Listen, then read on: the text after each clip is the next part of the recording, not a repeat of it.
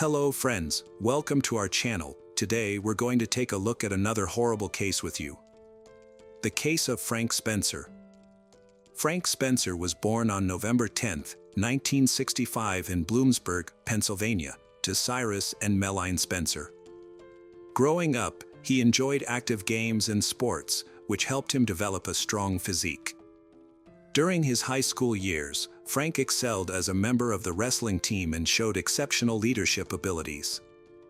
After graduating from high school in 1984, Frank continued his studies at a local university and completed his studies in 1988. After the death of his father, Frank took over the family business, becoming the owner of Spencer's Auto Parts and Used Cars. An important event in the young man's life took place in 1997, when he met Maria through a mutual friend, Paul Siciliano. Frank Spencer and Maria immediately became close, attracted to each other's dynamic personalities. Maria was known for her hot temper, strong will and bold personality, and was also extremely affectionate. However, not everyone was happy with the relationship. Maria's father, Anthony Rocco, did not approve of Frank and even tried to prevent their marriage. Frank's family was also unhappy with his choice. Due to the opposition of both families, the couple decided to elope and rent an apartment. Eventually, their families were forced to accept their feelings. Maria and Frank got married and started a family, having a son and a daughter. They moved to a new house, and Frank worked hard to provide for his family through his auto parts business and sponsorship of racing cars. As the head of the family, his children became his top priority and motivation. However, Maria's priorities were different. She doesn't take care of her family, she's cold to the kids. Unlike her husband, she's not passionate about the marriage. She loves to spend what Frank earns, and what really worries her is money. Maria's behavior increasingly caused problems in their marriage. Frank became increasingly dissatisfied with her selfishness and eccentric behavior. He felt that as a mother, she should grow up and think of others. However, Maria did not change. In 2006, he filed for divorce, fed up with his wife's inappropriate behavior. Sometimes she behaved so irrationally that Frank feared for the children's health. At that time, the idea of divorce seemed like the only right solution. However, the confrontation became more tense as Frank sought to gain custody of the children. He did not trust his ex-wife Maria and believed that she was not capable of properly caring for the children. However, not everyone agreed with his stance. His friend Ron argued that both parents were necessary for the healthy development of the children and advised Frank to negotiate a joint custody agreement with Maria. Despite this, Frank was adamant about pursuing sole custody, believing he knew what was best. In response, Maria also pushed for sole custody and was expecting to receive a substantial child support payment. Their conflict, which grew over time. On several occasions, Maria's erratic behavior led to her attacking him and the children. Frank had to call the police. However, some people did not believe Frank. And an incident that happened in 2008 proved his testimony to be true. An argument broke out between Maria and her ex-mother-in-law near her children's school, leading to Maria's arrest. The problem started when Maria went to pick up her daughter, but Frank's mother intervened, trying to stop her. It was later revealed that there was an agreement between the two. Frank's mother would be the one to pick up the children that day. But Maria changed her mind at the last minute, deliberately taking the children away. After the fight, Maria picked up the child and put her in the car, but did not put her in a seatbelt. The police stopped the car and determined that Maria's actions endangered the child's life and health. As a result, Maria faced charges of disorderly conduct. Furthermore, her ex-husband, Frank, accused her of stalking, claiming that she had followed him on multiple occasions. However, the prosecution could not prove that the child's life was in danger, so the police offered Maria a deal. they would drop the child endangerment charges if she pleaded guilty to disorderly conduct and stalking. Maria accepted the deal, pleading guilty and being fined $600. Despite this, Maria did not change her behavior. Instead, she became more outrageous after the incident. Frank's acquaintances and relatives grew increasingly concerned as he shared his complaints about Maria. She began to threaten and her stalking behavior continued. Several of Maria's co-workers later revealed that she often expressed deep hatred for Frank, even stating that she was willing to end his life. This led one co-worker to jokingly call her the Black Widow. Despite the tension, Frank tried to stay calm and resolve the situation amicably. He tried to reason with Maria several times, but she refused to stop her behavior. As a precaution, Frank began to record their conflicts.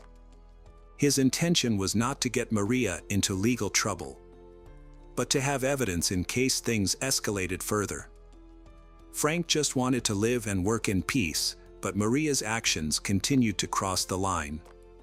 By 2009, the Frank's divorce proceedings had dragged on for a long time, with the children staying with their father, Frank. Meanwhile, Frank had begun dating a woman named Julie Dent. Although Maria claimed that she did not mind Frank's new relationship, she was said to have been upset by Julie's closeness to the children. Frank believed that Maria's jealousy was the root cause of the troubles. Maria's anger grew, and in February 2009, she left a voicemail warning Julie to stay away from her children. However, the situation really escalated when Maria's father, Rocco, was released from prison after 5 years for fraud. Frank knew of his ex-father-in-law's reputation and feared more trouble, believing that Maria had inherited her father's erratic temperament. At this point, those around Frank noticed that he was becoming increasingly anxious.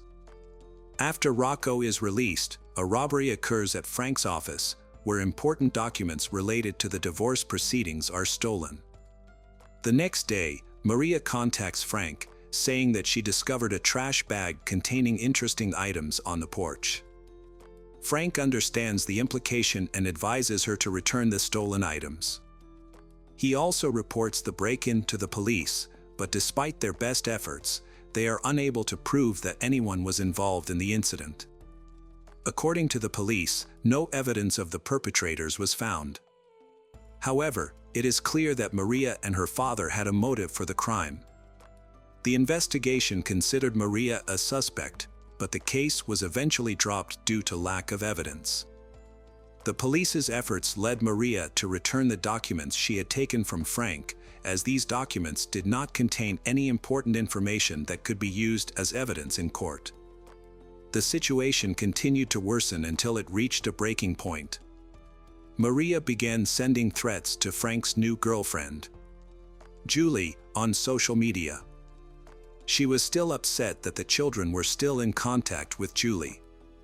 Unlike Maria, Julie remained calm and enjoyed spending time with Frank and the children.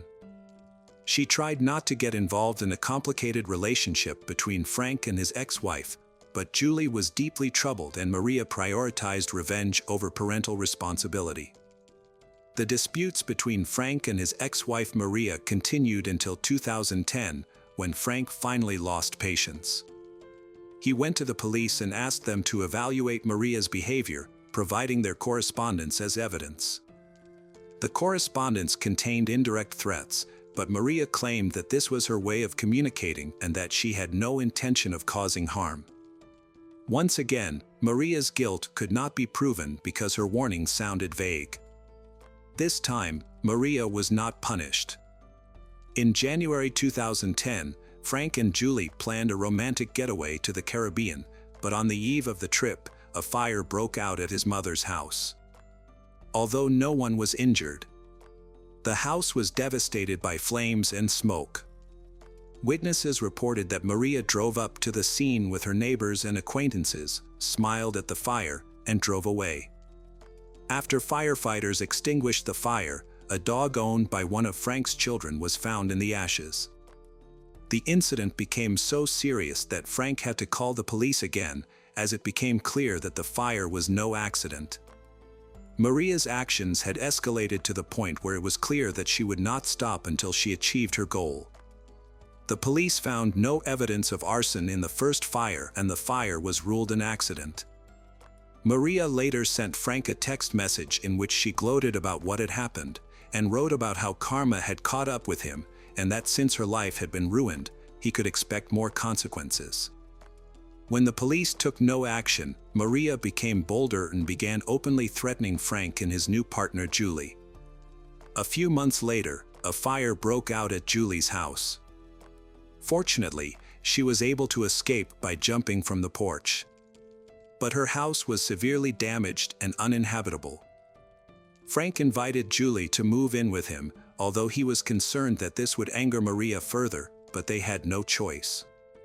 At the same time, an investigation into the cause of the fire was underway. Since Julie's home was in a different district, she and Frank hoped that the police investigation would be fair. However, the police were unable to help due to lack of evidence, and the fire was ruled an accident. Despite this, Julie was determined to get to the bottom of the matter and appealed to her superiors. This prompted the investigation. Unexpectedly, flares were found in Julie's backyard. Further investigation revealed another flare that could have caused the fire. In addition, experts determined that the steps on the roof of the house had been doused with a flammable mixture. Ultimately, after all the tests and examinations, the cause of the fire was determined to be arson. However, as in previous cases, no one was directly implicated in the crime due to lack of evidence. And those responsible were able to avoid punishment once again. In the summer of 2012, Frank and Julie made a plan to pretend to break up to distract Maria. However, the expected peace did not last long, when Frank's body was discovered on July 3rd, just a few weeks after the couple broke up. When Joe, a friend of Frank's, decided to visit Frank because he had not heard from him recently, when Joe arrived at the bungalow, he felt increasingly worried. The front door was slightly open and there were stains near the entrance. When he entered the house, he saw Frank lying on the floor, dead. Joe moved closer and noticed dried blood in Frank's ear. Without hesitation, he called the emergency services. As news of the incident spread throughout the county, people suspected they knew who was responsible for this heinous crime. Police found several key pieces of evidence at the scene, including large pools of blood, extensive drag marks, clear shoe prints on the floor, and bloody gloves in the kitchen. These were sent for analysis, which revealed that the shoe prints matched the size and style of shoes worn by Maria's father, Rocco. Additionally, Maria's skin particles were discovered inside the gloves, although she had not lived with Frank for over a year, making it unlikely that the gloves had been left behind by accident. The evidence linked Rocco and Maria to the crimes, leading to their arrests. An autopsy and ballistics analysis revealed that Frank had been shot with two different types of guns. He was initially shot with a .30 caliber sniper rifle while standing near the front door. A sniper's nest was discovered approximately 115 feet from the house. The bullet passed through Frank's hand and into his chest, severing a vital artery and causing a fatal wound. However, the attackers continued to attack. They dragged Frank into the house, where a second shot was fired into his head with a .357 Magnum revolver. By that time, the man was already dead, so the final shot was considered an act of revenge. The violent nature of the crime suggests that the shooter had a deep hatred for Frank. Based on this evidence, police suspect that Rocco fired the first shot from the sniper rifle, while Maria fired the last shot. Additionally, police discovered that Frank's car and dog were missing from the house. A review of traffic camera footage showed that Frank's car had been driven away from his home onto an interstate. However, the identity of the driver could not be determined. The car was later found in Sunbury, Pennsylvania, 27 miles from Frank's home and 5 miles from Maria's. However, no fingerprints or other evidence were found inside the car. 2 days after the incident, Frank's dog was found at a wedding in Dauphin. Attendees immediately recognized the dog as well-groomed, with an electronic chip, and the dog was returned to Frank's mother. It turned out that Frank had acquired a new pet for his children after a fire. This lucky discovery helped to clarify some aspects and effectively expose the crime. According to the investigation, the criminals took the dog with them when they fled the scene. On the way home, Rocco stopped, and during this time, attracted by the smell of food nearby, the dog escaped. It then went to a house where a wedding was taking place. This allowed the police to prove that Rocco's phone was near the wedding venue on the day of the murder, while his Harrisburg residence was 12 miles away, contradicting his claim that he was at home. It is likely that Maria was the one who came up with the idea of bringing the dog to the children, but this decision proved to be a mistake. During questioning, Rocco admitted that his son-in-law had asked him for help several times and had visited him the day before his death, which would explain the traces found at the crime scene. However, Rocco could not explain the presence of the pool of blood. His testimony did not sound sincere, and no one could confirm whether the men were on good terms. Rocco confessed that Frank had given him the car that same day, likely in an attempt to justify the finding of his fingerprints in the victim's home. By making this statement, Rocco inadvertently admitted to having been present at the crime scene the day before. Searches were conducted at Rocco's and Maria's homes for the murder weapon, but no weapon was found, as it was likely that Rocco had thrown it away. Maria also denied any guilt, claiming that the glove had accidentally appeared in Frank's home, possibly brought there by the children. Ultimately, the suspects were released to go home. However, the police continued to collect evidence necessary for the case. The police found a new lead when Derek Reed, a friend of Frank's, spoke to Maria at a school football game. Maria revealed that the last thing her husband saw before he died was her face. This new information caught the attention of the state attorney general, who was already unhappy with the way the police handled Frank's reports. Many people also complained about the matter, and an internal investigation was launched. However, it was difficult to prove that the police had neglected their duties. The police claimed that much of the information Frank provided lacked concrete evidence. The police attempted to determine the guilt of the suspects in the case, as well as their involvement in previous crimes, including stalking. And the major interrogation took place in 2013. Maria and Rocco maintained their innocence throughout the process, denying all 12 charges against them. However, their unwillingness to cooperate with the investigation led to charges of providing false testimony. Prosecutors said that Maria and Rocco arrived at Frank's house together, deliberately not using their own car to avoid attention, instead fleeing the scene in a victim's car. In late 2014, Maria was arrested again. Meanwhile, Rocco escaped. After a final interrogation, he boarded a plane and flew to Colombia. Police considered his actions an escape attempt and evidence of his guilt. For nearly a year, Rocco evaded arrest, but was finally arrested in Buenos Aires, Argentina. He was arrested by local police, and Rocco attempted to fight deportation back to the United States. However, his efforts were unsuccessful, and he was returned to his homeland to face justice. In the fall of 2015, Maria went to trial. Throughout the proceedings, she maintained her innocence and instead blamed her father for the crimes. Maria claimed that she loved Frank and never wanted him dead.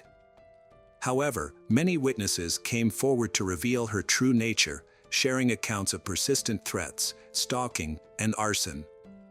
The trial lasted more than a week, after which the jury returned a verdict, finding Maria Spencer guilty on all charges. These included murder, arson, burglary, conspiracy, and menacing. As a result, Maria was sentenced to life in prison without parole, plus an additional 50 years. Court observers said Maria smiled throughout the trial. In a later interview, she explained her behavior, saying, "Because I didn't end his life, I tried to stay positive. A few years later, Rocco's trial began. He was furious about his daughter's accusations. Rocco claimed he was only trying to help his daughter and opposed violence. He wanted to say that Maria was the one who encouraged the crime. Despite his claims, physical evidence showed that Rocco was more involved than he let on. In the fall of 2018, Rocco Franklin was convicted of murder, robbery, and arson. He was sentenced to life in prison without parole, plus 45 years. When he was sentenced, Rocco, 77, blew a kiss to the prosecutor and police, then cursed the judge. Years later, Rocco asked for a retrial, arguing that his defense attorney had been ineffective in his conviction. Maria also tried to appeal her case, but both father and son were unsuccessful.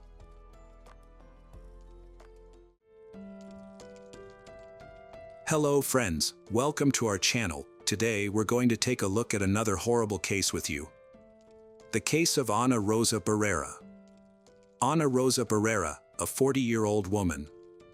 She lived in a commune in the Santa Maria department, near Córdoba City, in the province of Córdoba, Argentina. People close to her described Ana Rosa as a courageous and adventurous person who was not afraid to start over and move forward with determination. Reports indicate that Ana Rosa lived in a tent for 4 years, although the reasons for this are unclear. She worked at the Secretariat for Children, Adolescents, and Families in Córdoba, a job she truly enjoyed. Additionally, she and her partner, Marcelo Favio Ferretto, ran an upholstery workshop together. They met when Ana Rosa started working for Marcelo's business. By 2017, Ana Rosa and Marcelo had been in a 10-year relationship.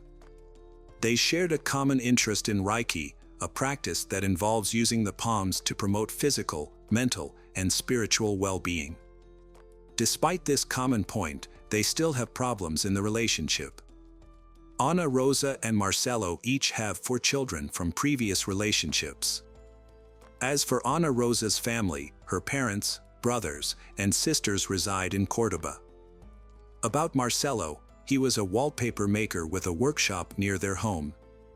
People close to they described Marcelo as a jealous and controlling person, which annoyed Ana Rosa. On Sunday, May 28, they visited relatives in Villa Lende, but the trip was marred by a heated argument sparked by Marcelo checking Ana Rosa's phone. The argument continued at their home, with neighbors hearing them shout and insult each other until the early hours of Monday morning. Later that day, Marcelo reported Ana Rosa missing to the police, although the exact timing of the report is disputed in media accounts. Most reports agree that Marcelo filed the report at the 18th police station on Tuesday, May 30th. According to Marcelo, claimed to have woken up at 6 a.m. on Monday to find Ana Rosa already gone, which he thought was unusual since she typically got up early to feed their dogs before leaving the house. He repeated this account to both the police and the media. Marcelo said he last saw Ana Rosa on Sunday night and then Monday night before going to bed. According to some sources, Marcelo realized something was wrong when Ana Rosa's colleagues called him, wondering about her absence. They knew she would never miss work without a good reason. Marcelo recounted the events leading up to her disappearance, saying that on Monday, he came across Ana Rosa's white Chevrolet while running an errand at the local pharmacy. Not long after, police discovered an abandoned car on Rainier Avenue outside a beauty salon in the Santa Isabel neighborhood. The location is about halfway between their home and Ana Rosa's workplace. Inside the car were her belongings and keys, but her cell phone was nowhere to be found. According to Marcelo, he tried to contact her, their friends, and their children also left messages, but no one received a response. The last message Ana Rosa sent via WhatsApp was at 10:40 p.m. Sunday, May 28.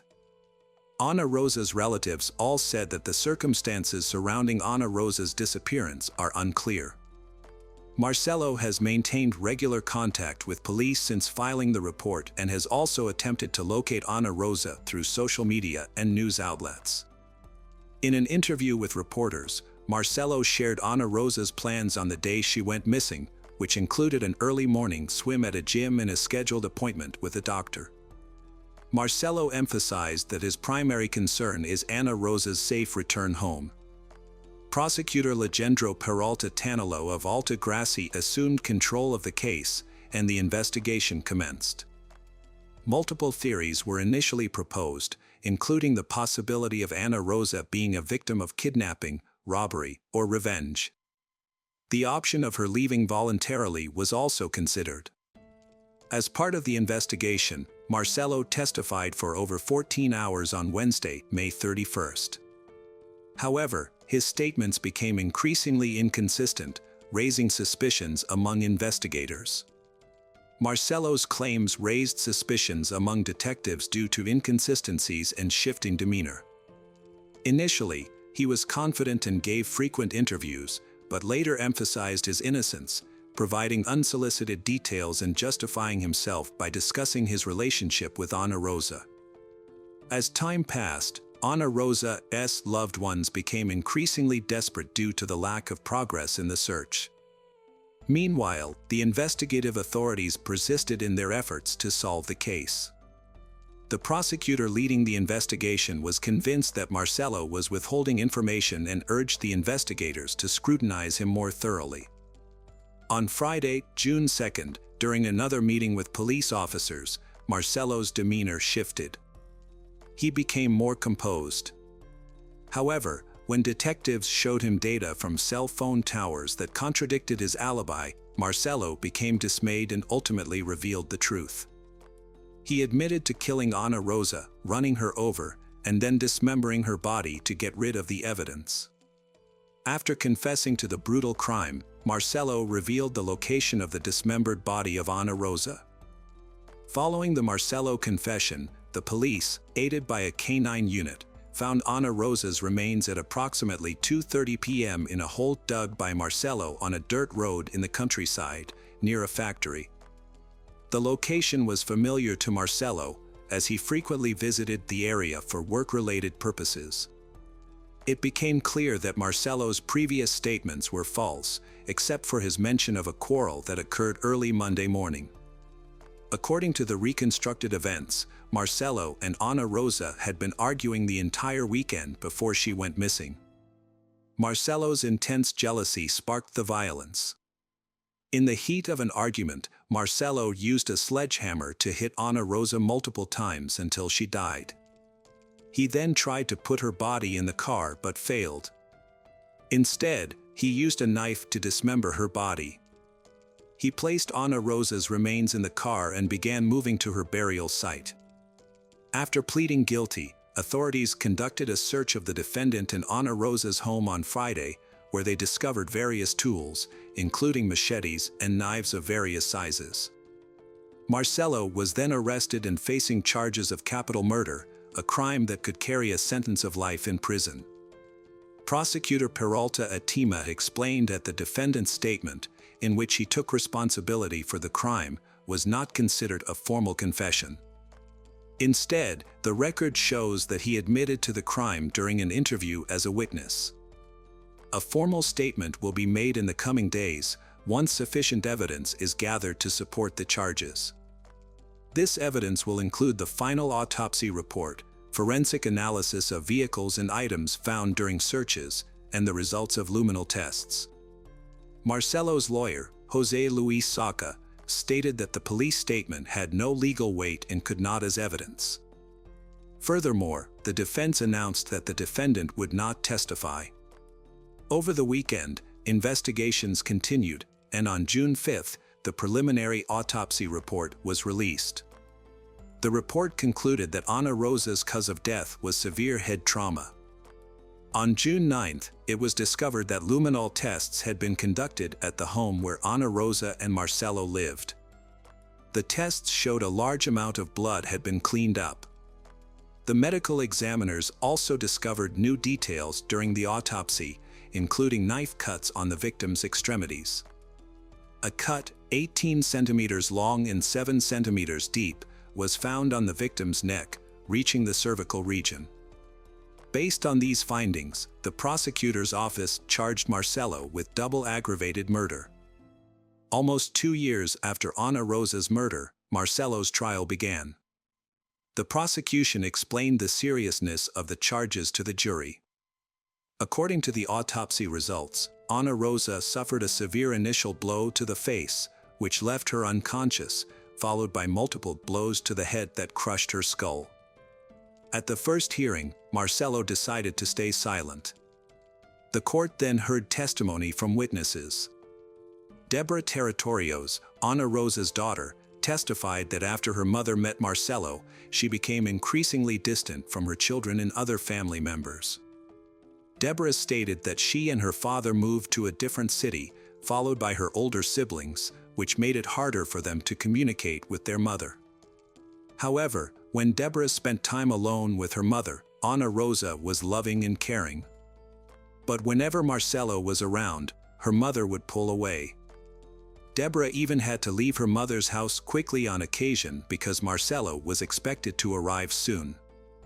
Ana Rosa's cousin, Roberto Enrique Reina, also testified. He witnessed their argument on May 28, 2017, which started at his house. According to Roberto, the argument began when Marcelo saw a message on Ana Rosa's phone. The prosecutor's indictment highlights Marcelo's control over Ana Rosa, including a power imbalance in their relationship and objectifying her in front of others. Fernando, a co-worker and friend of the victim, Ana Rosa, explained that after she started dating Marcelo, she initially grew distant from everyone, but then she tried to reconnect. System. Fernando added that Marcelo seemed to imitate Ana Rosa's actions, even taking Reiki classes shortly after learning she was also taking. According to the indictment, Ana Rosa told a friend that after starting energy harmonization therapy, she felt better and was able to improve her relationships with family members. She also planned to visit her son in Bolivia.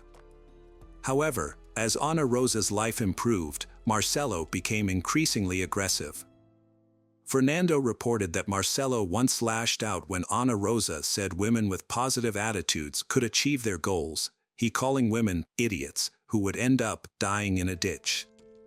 On the second day of the hearing, Claudio Bustamante, the police officer who took Marcelo's statement, testified.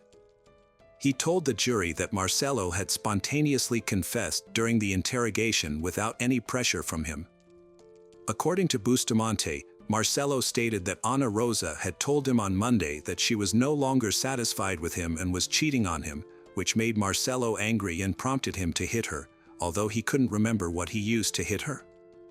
On April 11th, the 11th Criminal Court's jury delivered its verdict, finding Marcelo Fabio fared guilty of the murder of Ana Rosa Barrera. The sentence was life imprisonment with the possibility of parole after 35 years, conditional on good behavior. Upon hearing the verdict, Ana Rosa's relatives burst into tears and shouted at Marcelo, labeling him as a murderer and wishing him to spend the rest of his life in prison. The prosecutor in charge of the case stated that the jury's decision aligned with the prosecution's request. The evidence showed that Marcelo Fabio Fair had acted with full awareness and premeditation in planning Ana Rosa's murder. According to the prosecution, Marcelo's attempt to appear mentally unstable at the time of the crime was a tactic to evade the maximum sentence. Hi there, investigators. It's time to uncover the truth behind another case, the case of Austin Harrouff. Austin Malcolm Harrouff, known by the nickname Golden Boy, was born on December 21, 1996, in Palm Beach, Florida. He was the eldest of 2 children and was born into a wealthy and respected medical family. His father was a successful dentist with many private clinics, and his mother was a leading pharmaceutical expert. The Harrouff family lived in a spacious, luxurious house by the sea. When Austin was 1.5 years old, his younger sister Haley was born, and the 2 siblings quickly became close. Austin's parents ensured that he and his younger sister received a good education and encouraged personal growth and creative pursuits. Austin excelled at school and had many interests outside of studying. He was passionate about playing guitar, wrestling, football, and acting in an amateur theater group. He saw himself as a creative and ambitious person. Along with his parents and sister, Austin traveled extensively, discovering new places during their vacations. Austin described himself as a cheerful and optimistic person with a strong imagination who excelled in academics and sports through perseverance. However, Austin also admitted that he was very shy, which sometimes made it difficult for him to communicate with his peers. Austin's personal life was interrupted at the age of 13 when his parents decided to divorce. His father moved out of the family home and into a new home with his new partner, eventually marrying her. Meanwhile, Austin remained with his mother, who also found a new partner and married him within a year. Despite facing the emotional challenges of his parents' divorce, Austin continued to excel academically and athletically. Austin always dreamed of becoming a doctor, like his parents, to help others. He was a high-achieving student and was admired by many of his friends. Austin's physical transformation during his youth was remarkable. He grew to be 6 feet 2 inches tall, developed outstanding muscles, and became strong. Austin's charismatic smile and gentle demeanor gave him an almost angelic appearance. However, he still struggled with social anxiety and shyness, which limited his ability to form relationships. In his personal diary, Austin wrote candidly about feeling isolated at school. His classmates called him a nerd and made fun of him, leaving Austin with few friends. Despite these difficulties, he still held out hope that his life would improve once he entered college. Austin looked forward to starting over, forging new relationships, and gaining independence from his parents. The important turning point came when Austin received news that he had been accepted into the University of Florida's prestigious 4-year medical program. This achievement promised to open the door to a successful and rewarding medical career, with the opportunity to continue his studies at any of the top medical schools in the country. Overjoyed by this news, Austin felt like his dream was finally within reach. As he prepared to enter this new chapter, his parents drove him to the college campus in late August. With excitement mixed with trepidation, Austin began his journey to becoming an independent adult, documenting his experiences in his first vlog. During his freshman year, Austin became deeply interested in bodybuilding and spent a significant amount of time in the gym, achieving notable results. He had developed strong muscles, but his success was partly due to steroid use. Austin had openly discussed steroid use in a YouTube vlog he had started in the spring of 2016. Austin had posted various videos to his channel, including discussions about sports and fitness, musical performances with his guitar, and philosophical musings on life. However, over time, his posts became increasingly disturbing.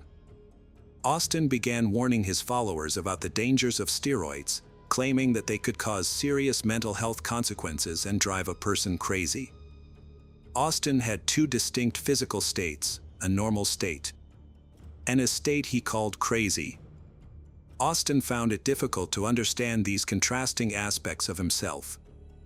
Austin had created videos where he spoke in different voices, as if he were other people. Sometimes, Austin's voice changed and he burst into tears for no apparent reason. Experts then reviewed Austin's posts and concluded that Austin was desperately seeking help in each post. As Austin struggled to connect with others during his studies, his blog had become his primary means of expressing himself. Over time, videos recorded him gradually becoming insane. His behavior became increasingly erratic, provocative, and aggressive. Some subscribers suspected he was using banned substances while recording, and they asked him about it in the comment section. Austin denied this, saying it was unhealthy and that he would never use banned substances. However, his behavior showed otherwise. One subscriber even speculated that Austin might have dissociative identity disorder. The sudden changes in Austin were not only manifested in behavior but also in appearance. When he returned home for summer vacation, his mother and sister were shocked by the changes they witnessed. During his year-long separation, Austin had experienced significant physical changes, including significant muscle gain, but these changes were more than superficial. Austin's behavior became increasingly strange. He would say nonsense and claim he didn't need sleep. At first, his family did not take this seriously, but as night fell, they realized he was serious.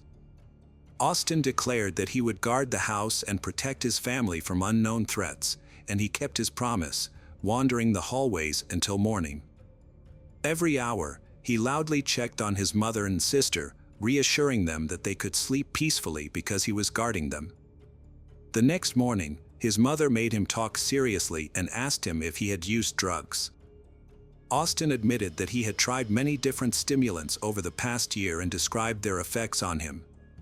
He even used a powerful synthetic drug that caused hallucinations, rage, and could be fatal if overdosed. However, he promised his mother that he had stopped using and was no longer in danger. Despite her concerns, Austin's mother did not seek help from professionals. As a pharmacist, she thought she could help her son herself. She gave him sedatives and sleeping pills to help him relax and sleep after a long, restless night. However, Austin only slept for a few hours before resuming his vigil, informing his family every hour that everything was quiet and under control. Over several weeks, Austin's behavior continued to deteriorate, but his mother refused to seek professional help from psychiatrists and did not even inform his father about the situation. On the morning of August 13th, Austin unexpectedly visited an old classmate who lived nearby. The classmate was stunned because they hadn't seen each other in over a year and Austin hadn't contacted her. When she asked why he came, Austin explained that he had forgotten the year of his birth and was looking for answers. The confused classmate replied that it was 1996, after which Austin abruptly turned around and left without saying anything. Austin's behavior scared and puzzled the girl, so she immediately called Austin's mother and told her everything, asking if the boy might be using drugs. This prompted the woman to call her ex-husband, who was working in another state, and express her concern that something was seriously wrong with their son. Austin's father flew to Florida the next day and, after speaking with his son, suggested he voluntarily check into a clinic for a medical examination, which Austin firmly refused. Austin's father then had a heartfelt conversation with his ex-wife, and together they decided to send Austin for a mandatory examination and subsequent treatment at a drug rehabilitation or psychiatric facility. However, they couldn't do it in time. A troubling revelation followed. The next day, Austin's friends invited him to join them at the beach because of the hot and sunny weather. His mother insisted that Haley accompany him to keep an eye on her brother. Austin was excited about the outing but dressed as if he were going to the mountains instead of the beach.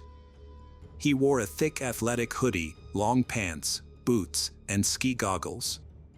When his friends saw him, they were silent at first, then burst into laughter. They teased him about his outfit and asked if he was okay.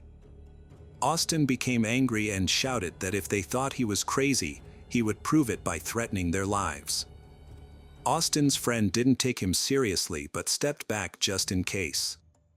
Haley noticed Austin was on the edge of a breakdown and decided to talk to him to calm him down. In a private conversation, Austin confided to Harley that he believed he was half wild animal, immortal, and had superhuman strength. This frightened her, but she stayed calm to avoid provoking him. At the beach, Austin behaved normally. He joked, laughed, played volleyball, and had fun with his friends. As evening came, they all said goodbye and went their separate ways. Austin and Haley walked to a small restaurant near the coast to meet their father and his current wife. On the way, Austin told Haley he wanted to test his immortality by crossing a busy highway directly through the fast-moving traffic. When Haley realized what was happening, she chased after Austin and physically pulled him away, urging him to hurry because they were expected. Austin agreed that they shouldn't keep anyone waiting and quietly followed his sister. During dinner, Austin acted strangely again, getting up from the table several times to go outside, looking around as if he was afraid of someone, then returning. He then decided to tell his father and stepmother about his belief in his immortality. When his father calmly suggested seeking professional help, Austin leaped up, shouted that he wasn't insane, pushed his father forcefully, and ran out of the restaurant. After leaving the restaurant, Austin walked several miles and eventually wandered into a neighborhood he didn't recognize. There, an open garage with bright lights caught his attention, and he headed towards it. This home belonged to an elderly couple, 59-year-old John Stevens and 56-year-old Michelle Mishkin Stevens. In the evenings, they loved barbecuing and watching movies in their spacious garage, which they had set up like a living room. Married for over 25 years, they had 3 adult children who lived independently, allowing them to enjoy retirement and each other's company. That evening, John took their dog for a walk while Michelle prepared for their usual movie night. When Michelle noticed an unfamiliar young man on their lawn, she felt no threat and even asked if he needed help. However, the situation unexpectedly took a turn. Jeffrey Pfizer, the Stevens family neighbor who lived across the street, was on friendly terms with them. Around 9 p.m., he heard suspicious noises outside. When he looked into the yard, he suddenly heard Michelle's agonizing scream. Without hesitation, he rushed to help his neighbors and saw Austin near the garage. Jeffrey tried to pull Austin away, but Austin was overpoweringly strong and knocked Jeffrey to the ground. As Jeffrey tried to recover, Austin stabbed him several times in the back and shoulder. Realizing he was overpowered and needed help, Jeffrey ran into the Stevens family house to draw Austin's attention away from himself. After exiting through the back door, Jeffrey headed to his own home. Once inside, Jeffrey realized Austin had not followed him but had returned to attack Michelle. Jeffrey immediately called the police and emergency medical services, reporting an armed attack by a stranger with a knife and stating that both he and his elderly neighbor had been injured. After contacting emergency services, Jeffrey fell silent, listening closely. He eventually realized no one was outside his door. It seemed Austin had remained at Stevens family's house, and now strange animal-like noises, resembling the growls of a wild beast, could be heard along with screams of terror and moans. It took the police about 10 minutes to arrive. But by then, it was tragically too late. The sight that awaited them was horrifying. 2 officers approached the garage with weapons drawn, only to be halted in shock at the doorway. There, in a pool of blood, lay the lifeless body of Michelle Stevens. The autopsy later revealed she had suffered multiple blunt force traumas to the head and a stab wound to the chest. A bit further inside, in the dim light, 2 more individuals were on the ground. John was reaching out, pleading for help with a strained voice. Above him, Austin was seemingly choking him. The officers demanded that Austin release the victim, threatening him with their guns. However, Austin showed no response, and firing was too risky due to the possibility of hitting both people. Instead, one officer drew a taser and warned Austin. Only then did he see that Austin was not just assaulting but actually biting John's face, holding his head and neck firmly. Beneath John spread a vast pool of blood, with a chunk of flesh missing from his left cheek. And his lip, nose, and ear were also mutilated and seemingly chewed off. John was immobilized, barely able to move, silently pleading for help. The officers shocked the attacker with the taser, but he seemed unaffected, continuing to tear at John's face with his teeth. A kick to Austin's face only made him growl loudly and bite into Stevens's cheek again. Reinforcements arrived, including a police dog that was unleashed on the frenzied young man. The dog latched onto Austin's arm, but he seemed to feel no pain, breaking free and injuring himself further. A powerful kick from an officer finally disoriented Austin long enough to handcuff him. At this moment, Austin claimed he felt unwell, possibly having eaten something bad, before losing consciousness and convulsing. Emergency medical teams transported 4 individuals from the scene. Unfortunately, Michelle could not survive, and her husband John passed away on the way to the hospital due to severe blood loss from stab wounds and the trauma from the attack. Jeffrey, who reported the incident, survived, but he experienced permanent minor motor skill impairment in his right hand due to nerve and tendon damage. Austin fell into a coma after mistakenly ingesting a substance from a garage bottle, thinking it was alcohol, which turned out to be a chemical. He suffered severe burns to his esophagus and stomach and spent several days in critical condition, but medical professionals ultimately saved him. Austin, the attacker, spent nearly 2 weeks in a coma. Upon regaining consciousness, he claimed to remember nothing about the events of that day. Gradually, he began to recall having dinner at a restaurant and an argument with his father, after which he walked away. Austin described seeing a ghostly figure that guided him through dark alleys and unfamiliar neighborhoods until he saw a light in the distance. The light came from a lantern near Stephen family's garage, where John was preparing a barbecue and setting out food. When Michelle saw him, she was startled and called for help. Austin admitted to hitting her several times and then pulled out a knife, claiming he would rid her of evil. At that moment, a neighbor named Jeffrey Fisher intervened, but Austin, thinking Jeffrey was a demon, attacked him with the knife. After Jeffrey ran to get help, Austin continued to assault the woman until she was lifeless. He then noticed a bottle, mistook it for alcohol, and drank about half of it. Soon after, he heard a dog barking and a man's voice. Austin claimed he couldn't remember what happened next, according to his own statements. Initially, there was speculation that Austin was under the influence of strong drugs, which could explain his aggression and lack of sensitivity to pain.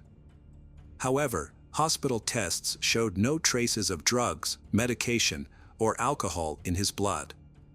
This led to the conclusion that Austin might have experienced a psychotic break, acting without awareness of his actions.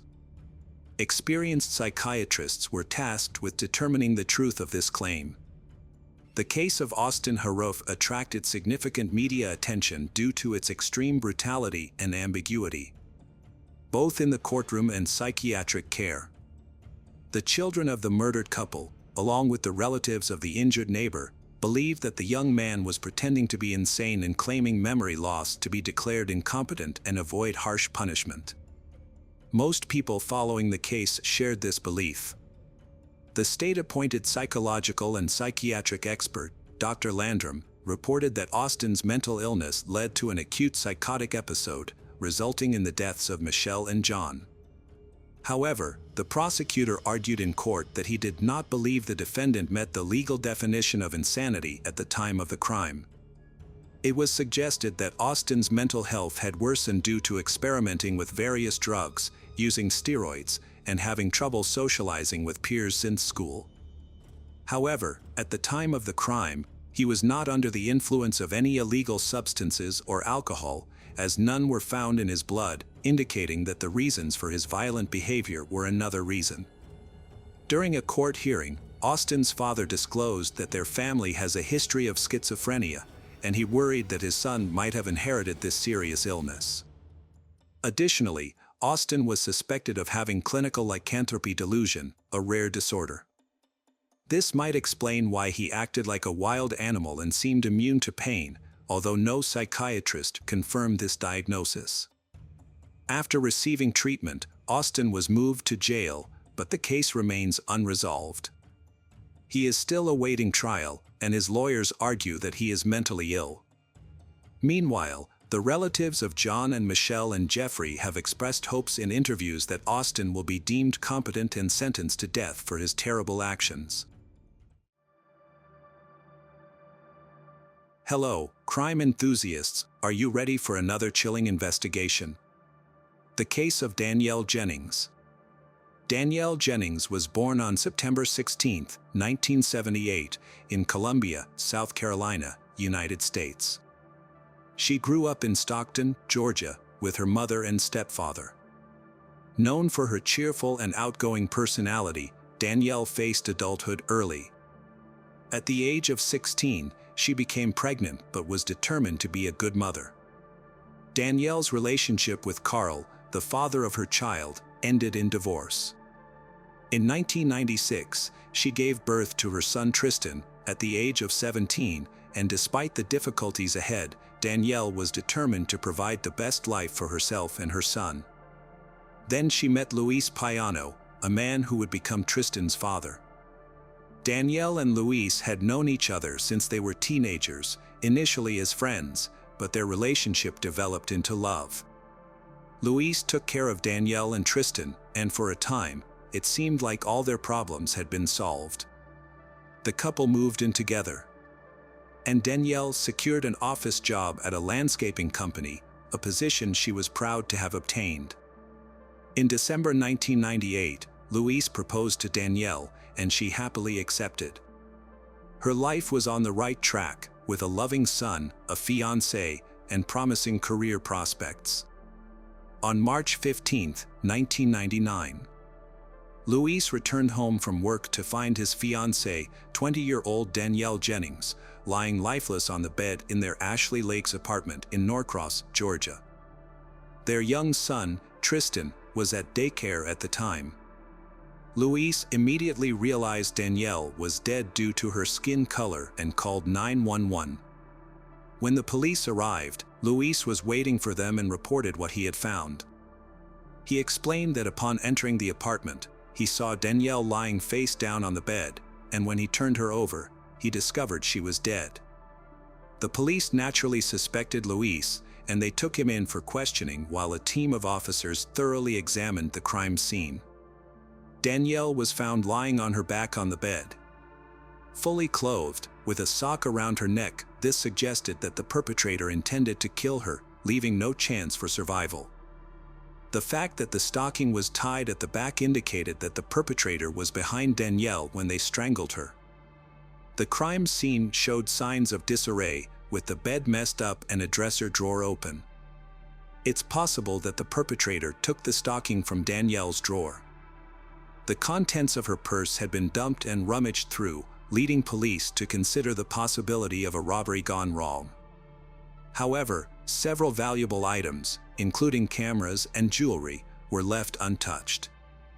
This led police to speculate that the perpetrator may have intended to steal something but encountered Danielle and decided to kill her to avoid being identified as a witness.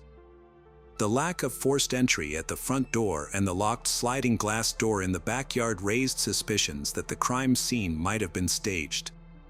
Despite searching the surrounding area, police found no evidence. After investigating the crime scene, police discovered that Danielle may have let the killer into her home voluntarily or that the killer had a key to the apartment. As a result, the prime suspect became Danielle's fiancé, Luis Payano. When police started questioning Luis, he displayed intense emotions. The police were aware that romantic relationships can sometimes escalate into anger, leading to devastating consequences. To begin the interrogation, they asked Luis about his whereabouts on the day of Danielle's death. Luis claimed he spent the entire day at work. He last saw Danielle when they both left their apartment at 6:45 a.m., but she returned briefly to retrieve something. According to Luis, Danielle was anxious about an important meeting with management at work and seemed slightly distracted. He also mentioned that Danielle called him at 11:30 a.m. to invite him to lunch, but he declined due to his heavy workload. Luis tried to contact Danielle later that day but couldn't reach her. Concerned, he called her co-workers, who told him she had gone out for lunch but failed to return to work.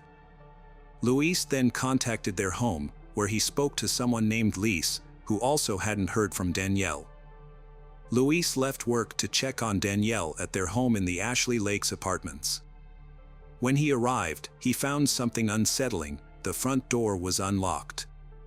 Upon entering, he saw a jar on the floor. During the investigation into Danielle's death, police questioned Luis about his relationship with her. They asked if the couple had frequent arguments or domestic problems. Luis insisted that their relationship was good and that they loved each other very much. Clearly feeling confused, he became frustrated with the questioning, believing that the police were wasting their time by focusing on him. He insisted that they should find the real culprit, who was still at large. Police also spoke to Danielle's friends and family, all of whom sided with Luis. Luis and Danielle were madly in love and were planning their wedding. However, their happiness did not last long. During the investigation into Danielle's case, Luis's co-workers confirmed that he had been at work all day, providing him with a solid alibi and eliminating him as a suspect. During the interrogation, Luis said that Danielle's co-worker Jeff was showing her too much attention and she was unhappy about it. The police immediately went to Danielle's workplace and spoke to her boss. Danielle's boss confirmed to the police that Danielle had complained about an employee named Jeff. Jeff was a middle-aged man who was a manager at the company. Danielle complained to her boss that Jeff was constantly hanging around her, interfering with her work, and behaving inappropriately. There was a significant age difference between Danielle and Jeff. He was 40 years old and she was 20. Jeff invited Danielle to lunch and Danielle told him that she had a fiancé. She refused to go to lunch with Jeff. The company where Danielle worked took her complaints seriously. On the day of her murder, she had a meeting regarding a complaint she had filed with management against Jeff. She was very nervous about it. She feared that her career might be in jeopardy because she was a new employee and Jeff was her manager. Her co-workers mentioned that Danielle had gone home for lunch after this meeting but had not returned. That gave the police a time frame for when Danielle's attack occurred. The investigation revealed Jeff's involvement, especially when it was discovered that he was absent from the office at the time of the crime and did not return until later in the evening. Police focused on Jeff as a suspect, possibly following Danielle home and attacking her when she opened the door, which would explain the lack of signs of entry. Jeff was called in for questioning and asked to describe his relationship with Danielle. He admitted that he invited her to lunch but denied his involvement in her death. Jeff didn't deny liking her, however, he claimed he had not behaved inappropriately towards Danielle and was surprised when she filed a complaint against him. The investigators asked him if Danielle's complaint was a reason for wanting to harm her. His first reaction to this question was anger. He was adamant that he wasn't the one who took her life. Jeff claimed that he couldn't have been the one who attacked Danielle because he had an alibi. According to him, he was with another colleague, and they were driving around the city solving some work issues.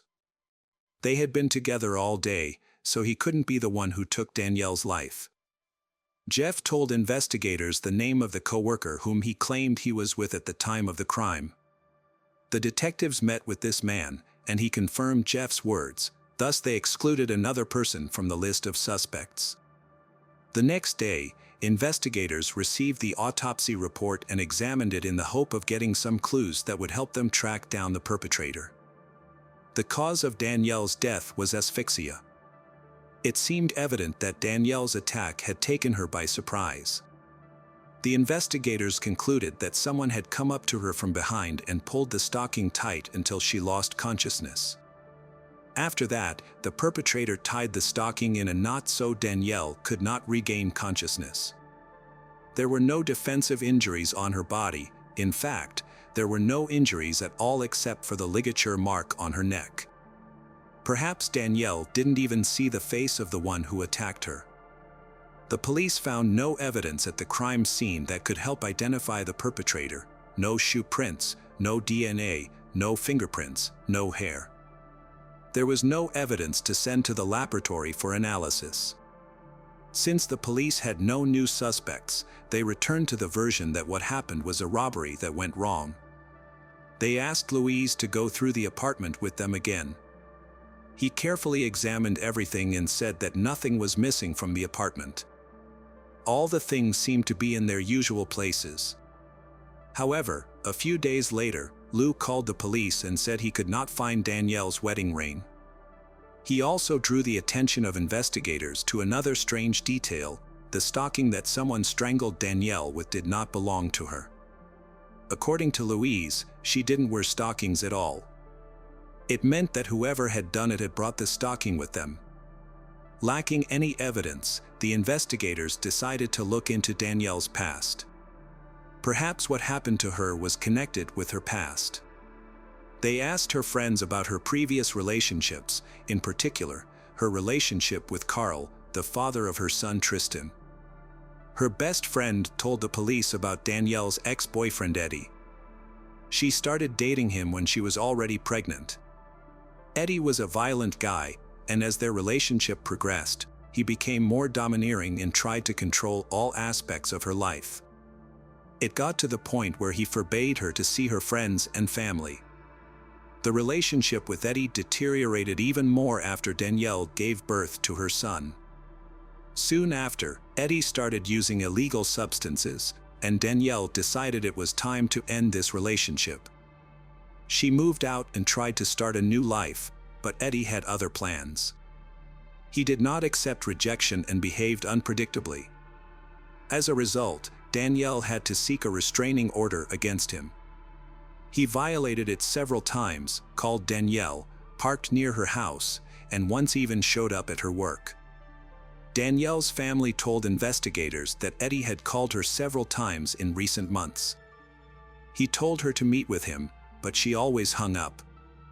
Eddie was the perfect suspect, so detectives tracked him down and brought him in for questioning. The man was hostile, and he wasn't eager to go to the police station. However, Eddie had an alibi. He said that Eddie was towing cars out of state at the time of the murder and that Eddie's boss, along with service logs and other receipts, could back him up. When the police confirmed his alibi, they released Eddie. 3 days after Danielle died, Danielle's neighbor, Kirk, called the police and told them about something that had happened to Kirk the week before the murder. Ms. Kirk said that recently in the apartment complex, residents often encounter a maintenance worker. The maintenance worker said he came to do a repair order. However, Ms. Kirk said that she felt very uncomfortable the whole time he was there because he kept staring at Kirk, as if he was more concerned with her than completing the repair order. The same thing happened to another woman. The maintenance worker insisted that he was there to change a light bulb, when the landlord said there were no bulbs to change. He mumbled and staggered, "Maybe I have the wrong apartment," then backed up and walked away. Police investigations revealed that the complex had several maintenance workers, but the one who matched the descriptions of both women was Calvin Oliver, 42. According to records, Calvin had only started working at the complex in September 1998. At the time of Danielle's murder, 10 residents had reported cash, checks, and other valuables, including jewelry, computers, and guns, missing from their apartments without evidence of forced entry. Some even suggested that someone on the maintenance staff was responsible. Calvin Oliver was brought in for questioning by the police, who initially asked him about a series of burglaries at the Ashley Lakes apartments. Calvin denied any involvement in the burglaries. When asked about Danielle Jennings, he said he had heard about what happened to her but did not know her. The only thing he confessed was that he had worked in her apartment. The police were about to release Calvin for lack of concrete evidence when they ran a final check of Calvin's database. The results were horrifying. They discovered that Calvin had an outstanding warrant in another jurisdiction for failing to appear in court on a theft charge related to the theft of a personal check. According to Georgia Department of Correction records, Calvin had a long-standing adult criminal record dating back to 1974. His convictions included multiple residential burglaries, armed robbery, robbery by force, and at least one count of forcibly pressuring a woman into intimate contact at knife point. As a result, Calvin spent the majority of his life incarcerated. Given his extensive criminal history, it's surprising he was able to get a job at Ashley Lake's apartments. The police took Calvin Oliver into custody, which allowed them to thoroughly investigate his potential involvement in Danielle Jennings's death. As part of their ongoing inquiry into a string of thefts at Ashley Lake's apartments, the police obtained a search warrant for Oliver's apartment. During the search, they discovered stolen items from other residents. And the police discovered Danielle's wedding ring in his home. This discovery directly linked Oliver to Danielle's death. When the police questioned him about the wedding ring, Calvin claimed that he had stolen it about 3 weeks before Danielle's death. However, this claim was proven false. Calvin became a suspect and refused to cooperate with police after being caught lying. At trial, the prosecution argued that Calvin killed Danielle after she caught him breaking into her home. After a 5-day trial that ended on October 13, 2000, the jury returned a guilty verdict on all counts. As a result, Calvin Oliver received a life sentence for the murder of Danielle Jennings and an additional 20 years for the burglary. A subsequent investigation revealed that Ashley Lake Apartments management knew about Calvin's history of run-ins with the law and his lengthy criminal record. Despite this knowledge, they failed to conduct thorough background checks and failed to warn other residents when a series of burglaries occurred. When these facts came to light, Danielle's family filed a lawsuit against Ashley Lake Apartments that they argue that the evidence demonstrates a reckless disregard for the safety of others. After a trial, a jury returned a verdict of more than $13 million for Danielle's wrongful death. The complex's key policy was also flawed, prosecutors said. Employees had access to house keys, and the lockboxes containing keys to the complex's 240 apartments were often left unsecured. Calvin Oliver is now serving a life sentence in prison. Hello friends, welcome to our channel. Today we're going to take a look at another horrible case with you. The case of Michael Haight. Michael Haight was born on January 7, 1980 in Seattle, Washington, and later moved to Cedar City, Utah, with his family after his father finished dental school. As a child, Michael was very active and enjoyed playing sports like baseball, basketball, and soccer. He also excelled in school and achieved the rank of Eagle Scout. After graduating from high school in 1998, Michael worked at a fish plant in Alaska for the summer, where he quickly proved himself as a leader, rising to the position of line manager and overseeing a team of over a dozen men. This experience showcased his strong work ethic and dedication. Michael then embarked on a mission trip to South Brazil with the Church of Jesus Christ of Latter-day Saints, which deepened his faith and commitment to his religious community. When he returned to the United States, he pursued a business degree at Southern Utah University, graduating in 2004. During his time at the university, Michael met his future wife, Tasha Earle, and they fell in love. They got married in the St. George Temple on May 10, 2003.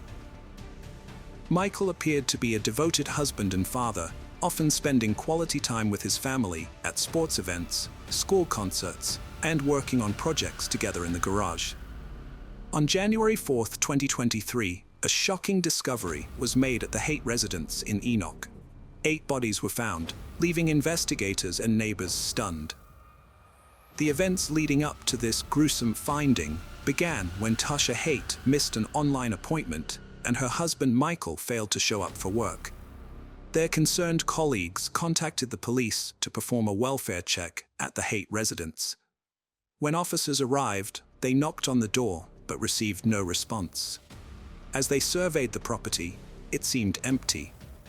Considering the Haight's had 5 children, the police reached out to the Iron County School District to check if any of the kids were in school that day. However, it was found that none of the children were present.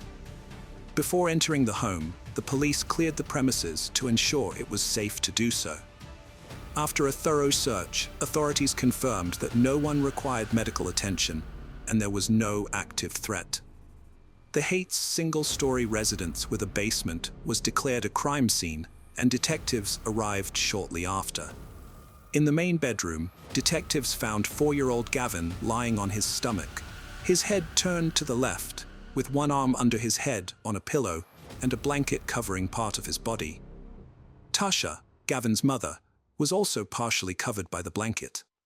On the other side of the bed, detectives found an older woman, later identified as Gail Earle, Tasha's mother, lying on her back with her head resting on a pillow and partially covered by a blanket, similar to her daughter and grandson.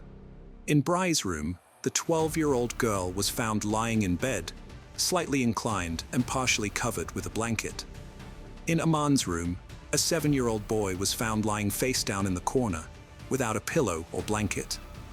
His twin sister Sienna was discovered in her bedroom, lying on her left side in bed, with her head on a pillow and covered with a blanket. The eldest child, 17-year-old Macy, was found in her bed, with her head on a pillow and her body covered with a blanket. In the exercise room of the basement, the detectives found Michael Haight lying on top of a sleeping bag. Sadly, all 8 family members were found dead from gunshot wounds. It quickly became clear to the detectives that Michael Haight was the main suspect, and they believed he had killed his wife, mother-in-law, and 5 children before taking his own life. When detectives started investigating, a neighbor provided vital information that helped them reconstruct the crime's timeline. The neighbor told police she woke up at 3:30 a.m. to use the bathroom, and as she left her room, heard a loud bang that sounded like fireworks. However, realizing it was after the allowed date for fireworks in the neighborhood, she felt annoyed rather than alarmed by the noise. The neighbor reported hearing an initial loud bang, followed by 2 more in quick succession, then a short pause, another bang, and a longer pause before the final bang.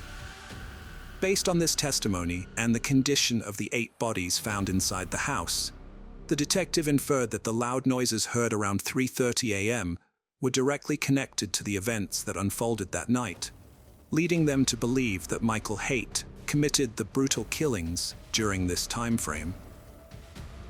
During the investigation into the Haight family murders, detectives discovered a 2020 report from an unnamed individual who had notified the Utah Division of Child and Family Services about abuse in the Haight household.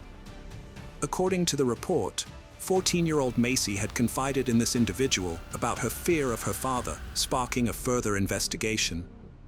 The authorities then interviewed Macy and her parents separately. During Macy's interview, she revealed disturbing information. Her father had choked her on multiple occasions, and she lived in fear of being killed by him. She reported that the violent attacks began in 2017, and recounted an incident where her father grabbed her by the shoulders and pushed her into a wooden piece of furniture.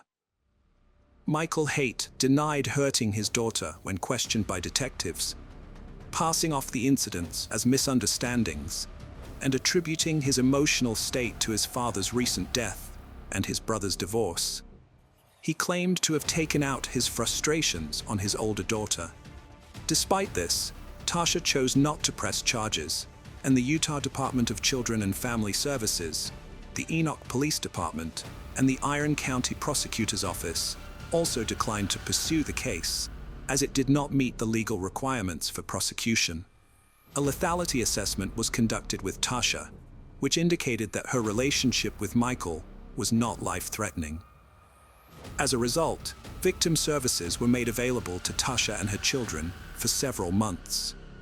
Further investigation revealed a different side of Michael, unknown to the community. According to Tasha's friends, they had to speak quietly or turn on the kitchen water when visiting Tasha, as they suspected Michael was monitoring and eavesdropping on their conversations. Tasha's friends would often help her clean the house when they visited, which prevented Michael from finding fault with her. When texting Tasha, her friends noticed that she would respond with brief, positive messages, likely to maintain a positive image in case Michael read them. This suggested that everything was fine in their marriage. The detectives investigating the case discovered that Michael exhibited highly controlling behavior towards Tasha. For instance, he would take away her car keys and phone to restrict her freedom. Another red flag was his overreaction when Tasha bought a $30 rug from Walmart to replace a dirty one, which was a legitimate need. Michael's anger was unwarranted, and he claimed the purchase was excessive. Tasha confided in her friends that her 7-year-old son, Aman, was increasingly imitating Michael's bad behavior. When Tasha gave Aman instructions, he would respond, "That's not my job," which concerned Tasha as it showed his lack of responsibility and disregard for authority. Tasha's friends reported that in 2022, Tasha attempted to prioritize her own well-being by getting her nails done, a rare treat for her given her many responsibilities. However, her husband Michael refused to let her do so, imposing strict limits on her autonomy and freedom. Moreover, Michael frequently disregarded or ignored Tasha's instructions, and their friend Aman often followed his lead in doing so. Tasha felt more confident in her appearance after indulging herself, and she decided to get her nails done every month. However, Michael was unhappy about this decision and expressed his disapproval, worried about the cost. Tasha explained that it would only cost $25 per month, but Michael was unconvinced, arguing that the money could be better spent on their children. Michael's reaction was rooted in his need for control and sense of financial responsibility towards their family. Around the same time, Tasha started prioritizing her self-care and began losing weight, which had been a sensitive topic for her since Michael had often called her fat and ugly. However, instead of being supportive, Michael became furious and accused Tasha of cheating on him, trying to explain the sudden change in her appearance. Michael's controlling behavior escalated as he tried to manipulate Tasha's weight loss, pleading with her to stop losing weight because he was worried that other men might find her attractive. This demand was driven by his own insecurities and desire for complete control over Tasha's body and behavior. Tasha's friends also told the police about an incident where the kitchen table broke and Tasha needed to buy a new one. However, Michael refused to give her the money, further demonstrating his controlling behavior. Tasha was fed up with the old table and decided to take initiative by refinishing it to make it look better and more functional. However, Michael was unhappy with her decision because she didn't ask for his permission first. Michael was extremely frugal during the holiday season, despite earning a good income. He only gave Tasha $100 for each of their 5 children to buy presents, which was not enough in Tasha's opinion. Tasha always made sure her children had a wonderful Christmas, but Michael refused to provide more funds, claiming that he worked hard for his money and saw no reason to give more to his family. He believed that his income was rightfully his alone. Michael's passion for reducing waste and conserving resources led him to implement strict rules on household habits. He forced Tasha to wash and reuse plastic bags, even if they had been used only once or multiple times. This excessive demand for reusing bags added to Tasha's responsibilities, leaving her feeling burdened and overwhelmed. Michael's controlling behavior extended to every aspect of Tasha's life, including her daily routines. For instance, he demanded that she use baby wipes for cleaning, claiming it was better for the environment and more cost-effective. However, this requirement caused Tasha discomfort, hygiene issues, and unnecessary stress. If Tasha failed to follow Michael's instructions, she would face severe consequences, which he made clear would lead to serious trouble. This threat instilled fear and submission in Tasha, leaving her no choice but to obey Michael's demands. Tasha confided in her friends that while Michael had been cruel to her throughout their marriage, he had never directed this cruelty towards their children until the late 2010s. However, over time, the abuse towards their daughter Macy escalated, driving her to consider suicide. Michael had unrealistically high expectations for his daughter Macy, demanding she earn perfect grades despite her struggles, which were exacerbated by the emotional burden of his abusive behavior. This pressure was crushing for Macy. Macy's friends shared a disturbing incident with the detective. One evening, Michael returned home to find Macy comforted by her mother. He became enraged and ordered Macy to clean her room. This event left Macy deeply disturbed, remembering the hatred and evil she saw in her father's eyes.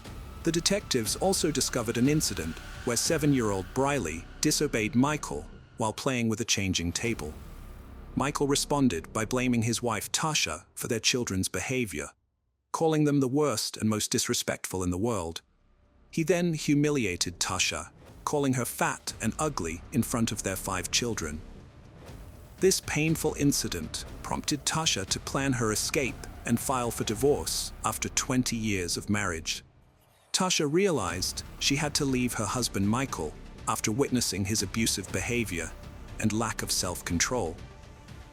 She knew staying in the marriage would negatively impact her children, and their well-being was more important than her marital commitment. In December 2022, Tasha filed for divorce, but asked for the papers to be delivered after Christmas to give her children one last normal holiday before the separation. When Michael received the papers, he tried to act normal, but Tasha saw through it. He told her to leave the children behind, but she refused, taking them to her mother's home in Lynn, Utah. Michael showed up at his mother-in-law's house, trying to convince Tasha to go for a ride with him, but she refused, sensing danger. After filing for divorce, Tasha's mother moved in to support her and the children. However, Michael's actions worsened the situation. He refused to leave the family home, instead moving into the basement. Tasha discovered he had secretly transferred $220,000 from their children's savings accounts without her knowledge or consent. She also found that her inherited firearms were missing, leaving her family vulnerable. The couple's children, Macy and Briley, were affected by the constant drama at home.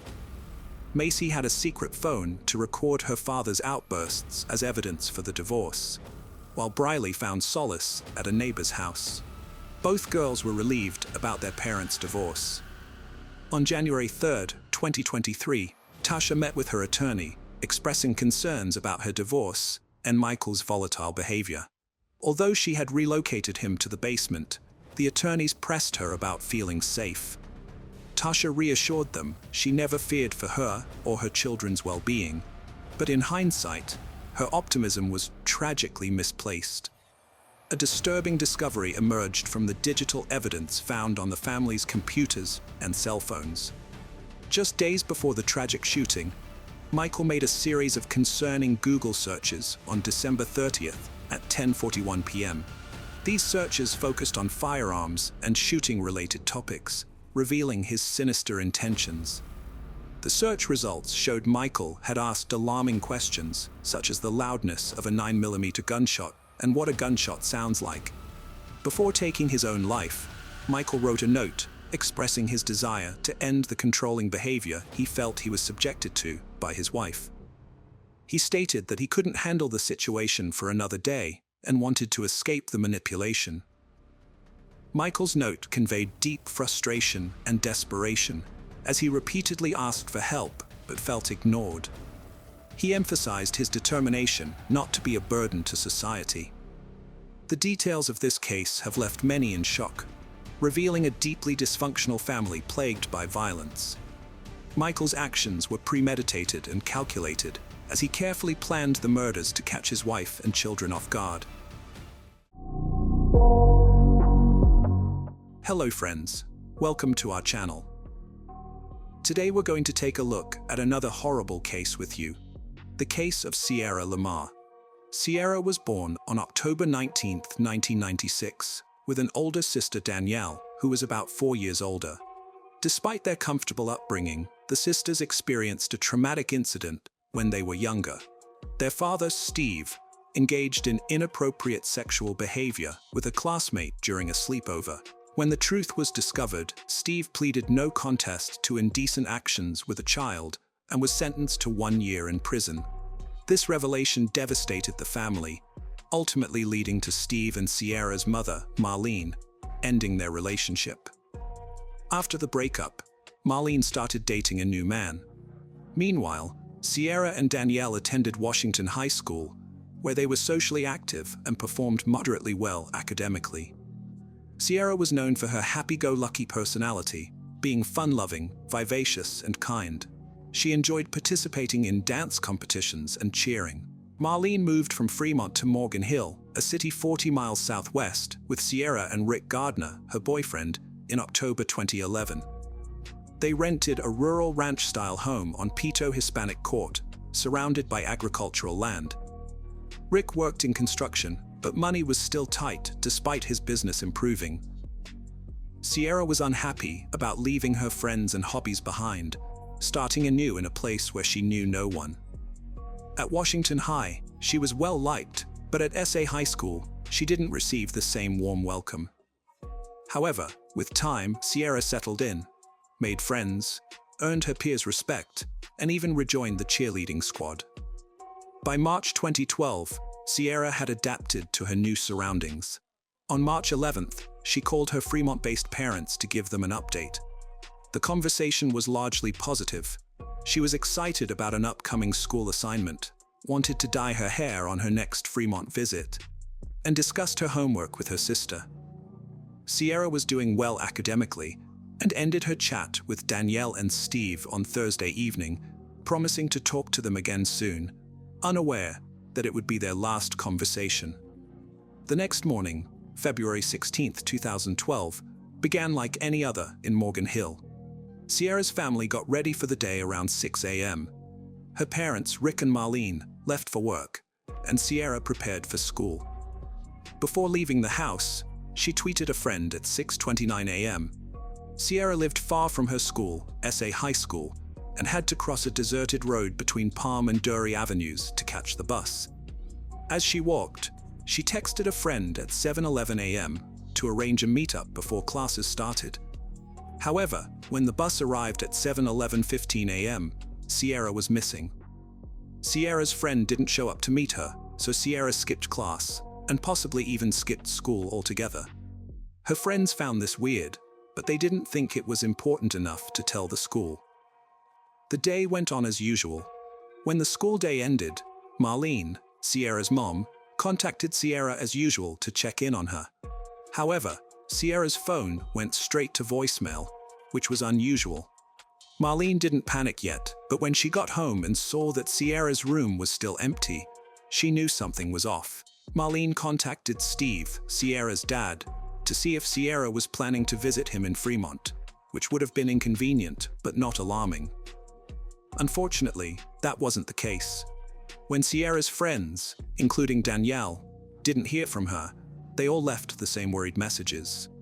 Marlene finally called SA High School and discovered that Sierra had missed all her classes. Marlene was frantic, recalling their goodbyes that morning. She said that Sierra had spoken to her, said goodbye, and given her a hug. Everything had seemed fine, and she had told her she loved her. She couldn't believe that she wouldn't contact her friends to let them know she was okay and put them through all that suffering. Officers were immediately sent to Pito Hispanic Court after the authorities were notified, but since Sierra could have disappeared at any moment, there was no specific location for investigators to start their search. They began by questioning those closest to Sierra, including her friends, who were all truthful about the difficult situation Sierra and her family were facing. Although Sierra was typically happy, her mother's recent divorce had forced her to leave her family and old friends behind just a few months prior. The authorities suspected that she might have voluntarily left, given that she often made light-hearted and serious comments about returning to Fremont. Despite the police downplaying Sierra's disappearance, other factors suggested the opposite. Sierra's sudden disappearance was marked by a complete lack of activity. She stopped posting on social media and didn't respond to calls, which went straight to voicemail. Her phone was off, and her loved ones were left with no way to contact her. As a result, a massive search effort was launched to find her. The investigation began 2 days after Sierra vanished, on a Sunday morning. During this time, data forensics experts analyzed her phone's previous activity and made a surprising discovery. In the middle of the night, her phone had briefly turned on, sending a single electrical ping before shutting off again. The phone's coordinates at the time were traced back to a field near Sierra's house at dawn, providing a crucial lead in the case. A search team carefully searched the area where Sierra's phone had last been located and quickly found it near the road. The phone, a Samsung Galaxy, was badly damaged and had clearly been thrown from a vehicle. Investigators determined that Sierra hadn't turned on her phone that evening, but rather the rain had temporarily charged the phone, causing it to send a false signal. A crucial piece of evidence was discovered by sheer luck. The outcome of the investigation hinges on the authorities finding the girl's phone, which was made possible by a raindrop causing a short circuit. Given the circumstances, the detectives were particularly disturbed by the fact that her phone seemed to have been thrown from a moving vehicle, with no signs of footprints, tire tracks, or any other visible evidence. The next day, a search team made a chilling discovery 2 kilometers from Sierra's house. They found her backpack discarded outside a barn, containing her schoolwork, inhaler, and money, items she would have needed for school. It appeared she was forced to abandon her essential belongings. Furthermore, a complete set of clothing, possibly what she was wearing the morning she disappeared, was found in her luggage. This included her pullover pants, socks, shoes, and undergarments. The outfit was sent for DNA testing, which yielded promising results. The DNA analysis revealed the presence of male DNA on her pants, indicating that she was likely assaulted. Following Sierra's disappearance, the search efforts significantly intensified, with a surge in local and international sympathy after her phone and clothing were found. The authorities received over 1,000 new leads and invested more than 7,000 hours into the investigation. A massive search operation was launched, involving over 800 individuals divided into multiple teams. The teams meticulously searched every lake, reservoir, and field in the area, and also combed through abandoned buildings. Sierra's name became a household name, with posters plastered all over the community. Her parents even offered a $10,000 reward for any credible information leading to her discovery. Despite the exhaustive efforts, however, only a golf ball and a flip-flop were found. 12 days after Sierra's disappearance, investigators made a breakthrough in the case. A DNA sample found on her pants was matched to a local man, Antolin Garcia Torres, who lived in the Morgan Hill area. This discovery came after authorities compared the DNA to that of all 57 registered sex offenders living in the same zip code. It's worth noting that Sierra's father, a registered offender himself, voluntarily came forward and shared his prior criminal history with the police shortly after his daughter went missing. He was quickly cleared as a suspect, allowing investigators to focus on other leads. Antolin Garcia Torres, a 21-year-old man, became a person of interest due to the DNA match. At the time, he lived with his mother, pregnant wife, and young daughter at the Maple Leaf RV Park, approximately 7 miles from Sierra's home. Antolin's past is concerning, marked by a difficult upbringing with abuse and neglect. His father was abusive and even threatened to kill Antolin and his mother before being imprisoned for molesting a family member. Unfortunately, Antolin seemed to have inherited his father's harmful behavior. In 2009, he was accused of having sex with a minor, but the charges were dropped. However, his DNA was collected during the investigation. The following year, he was detained for interfering with police operations. The suspicious relationship between Sierra and Antolin raised concerns, leading detectives to keep a close eye on him. Since Antolin was the most likely person to know Sierra's whereabouts, the police took steps to monitor his movements and communication. They tapped his phone, placed a GPS tracker in his car, and even stationed 2 undercover investigators in an RV next to his house to keep him under surveillance. Investigating Antolin's alibi, detectives reviewed security footage from the RV park and neighboring areas on the day of Sierra's disappearance. The footage revealed that Antolin had left the campground in his red Volkswagen Jetta at 7 a.m., which corresponded with the time frame of Sierra's kidnapping, given the short 7-mile distance between his home and Sierra's. Although Antolin claimed to have gone to work, Safeway's records showed he never arrived on March 16th. Further inquiry by his management uncovered disturbing information. 3 attempted kidnappings had occurred in the same Safeway parking lot just 3 years prior, although the perpetrators were never caught. The only evidence from these incidents was a dropped taser with a partial fingerprint on one of its batteries. However, a complete match would require a direct one-to-one comparison. The thought of Antolin being the suspect seemed appealing, but when his fingerprints were matched with those on the taser, the investigators were shocked to discover that he was their man. The evidence was mounting against him. His DNA was found on Sierra's pants, and he had a history of involvement in kidnappings. This was enough to detain him and seize his car for further DNA testing. During the interview, Antolin came across as arrogant, but the test results were damaging. He claimed to have gone fishing on the day Sierra vanished and had no idea who she was. However, the investigators were skeptical of his explanation. What's more, Antolin made a strange admission. He had a disturbing habit of strangling snakes while driving and throwing them out the window. He also admitted to throwing a used tissue out the window in the same spot where Sierra's bag was found on the morning she disappeared.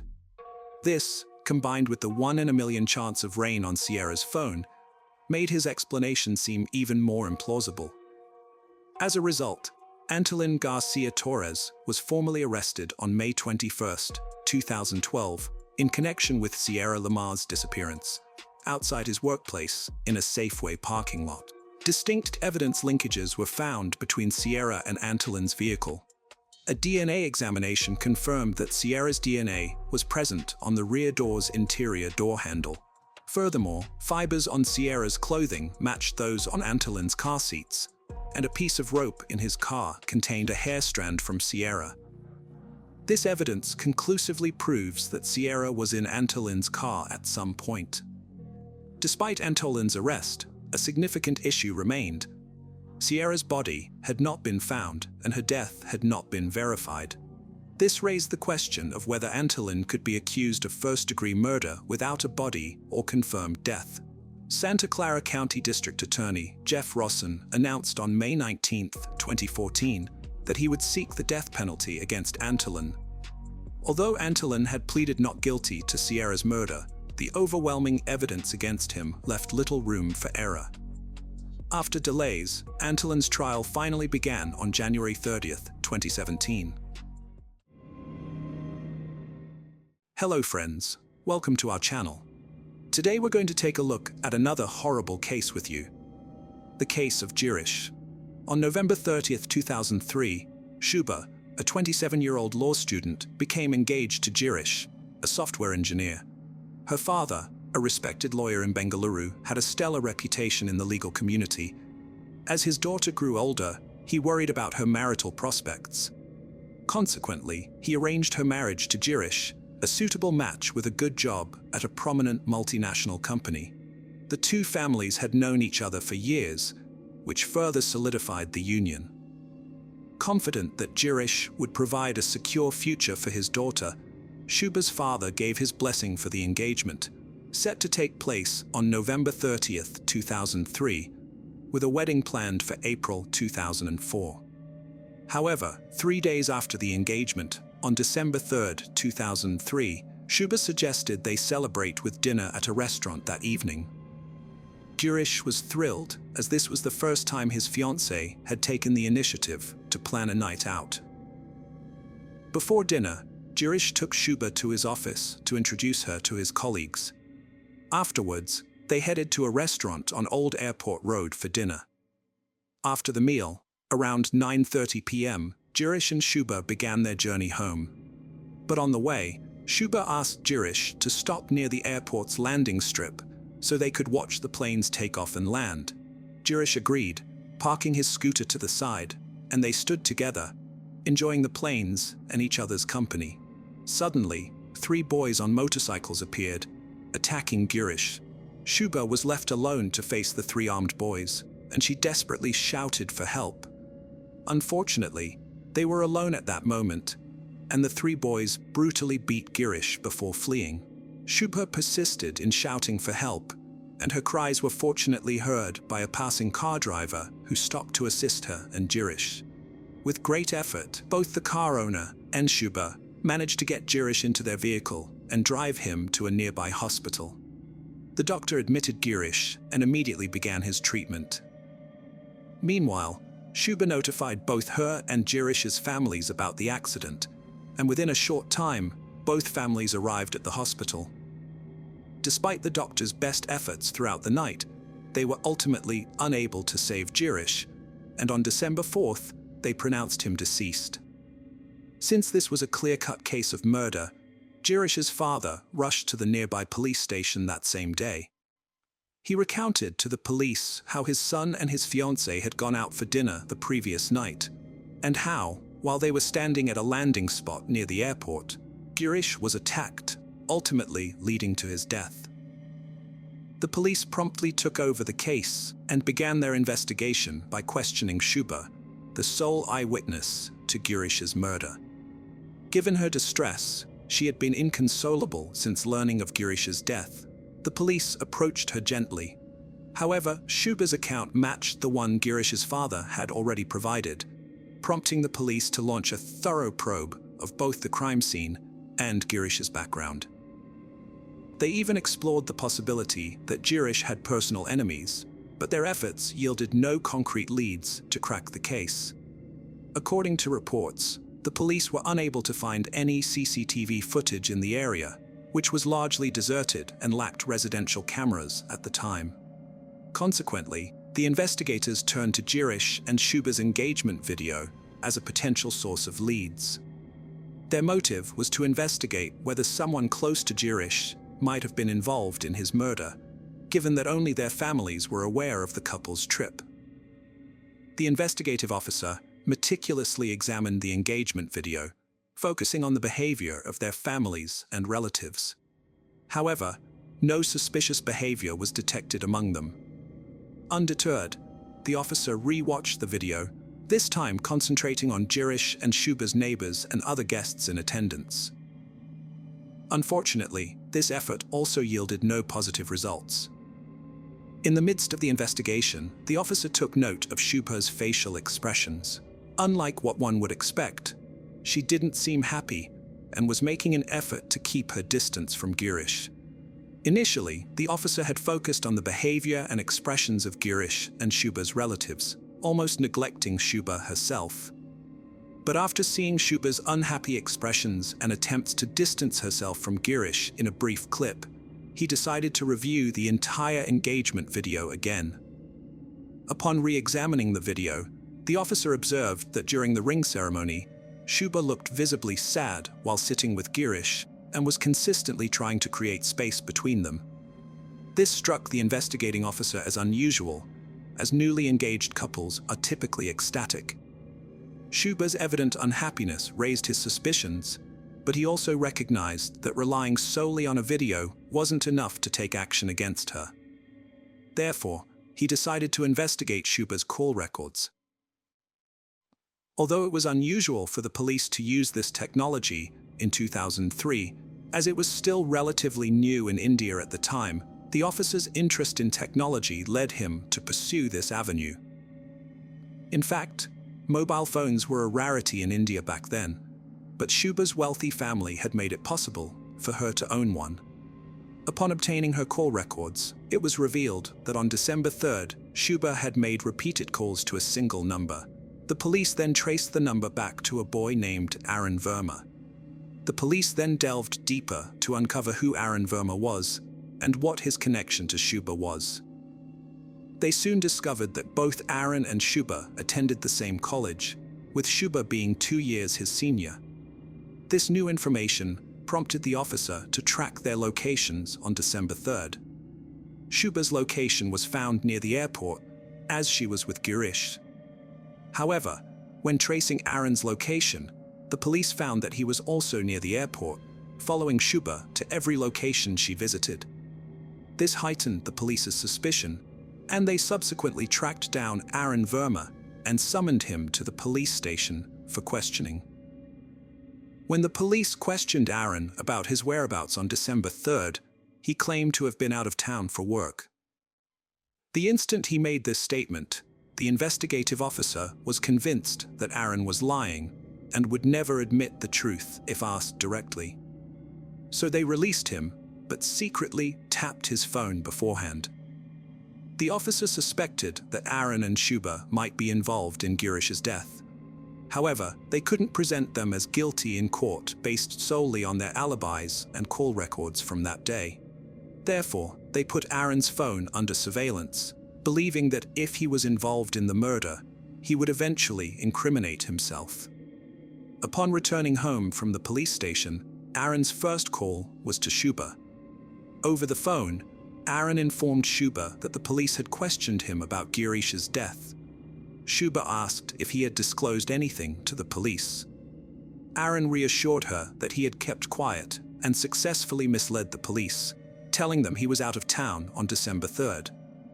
When the police heard the recording, their suspicions were fully corroborated, leading to the immediate arrest of Aaron and Shuba. At the station, the police presented them with the call recording, call detail records, and location history. Initially, both attempted to deceive the police, but eventually, Aaron's nerve failed, and he confessed to the police that they had indeed murdered Girish. The unfolding story stunned everyone. The 19-year-old Aaron and 27-year-old Shuba had been secretly involved for the past 2 years. It was astonishing to learn that Aaron, still in his teenage years, was deeply in love with a woman 7 years his senior. Reports suggest that Shuba also desired to marry Aaron, but their dream remained unrealized. Shuba's father discovered their secret relationship and disapproved of Aaron, who was significantly younger than Shuba. As a result, he hastily arranged Shuba's engagement to Girish, which took place on November 30th. However, Shuba was unhappy with this arrangement. Despite Girish being educated and financially stable, Shuba found his simplicity and modest lifestyle unappealing and felt he wasn't a suitable match for her. During the investigation, it emerged that Shuba had confided in her beautician at the time of her engagement, revealing her intention to either flee before the wedding or harm Girish. Coerced into the engagement by her father, Shuba had now devised a plan with Aaron to eliminate Girish. This explained her repeated calls to Aaron, who agreed to carry out her plan.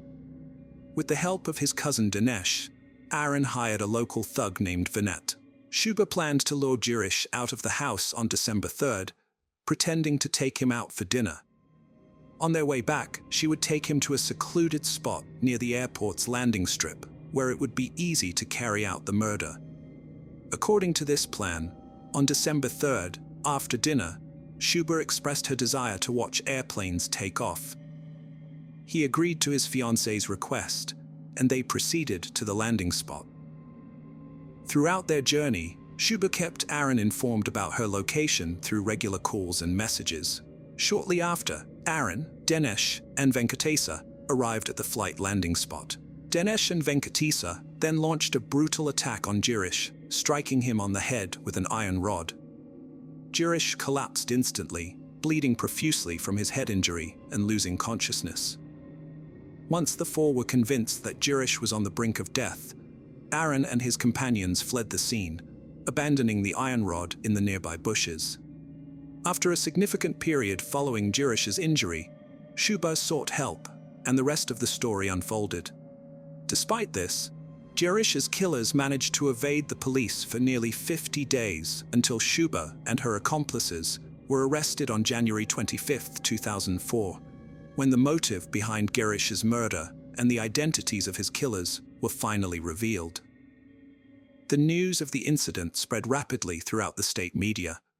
The police gathered all the evidence, interviewed witnesses, and prepared their case file, which was then presented in court.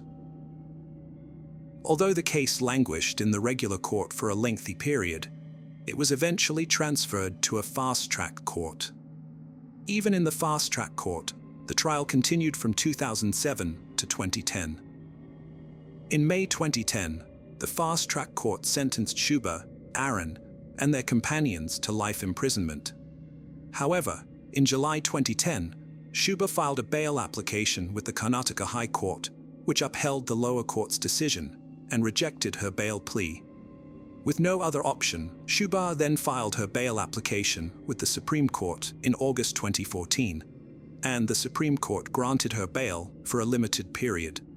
The investigative officer who cracked this murder case by reviewing a video recording of the incident deserves appreciation.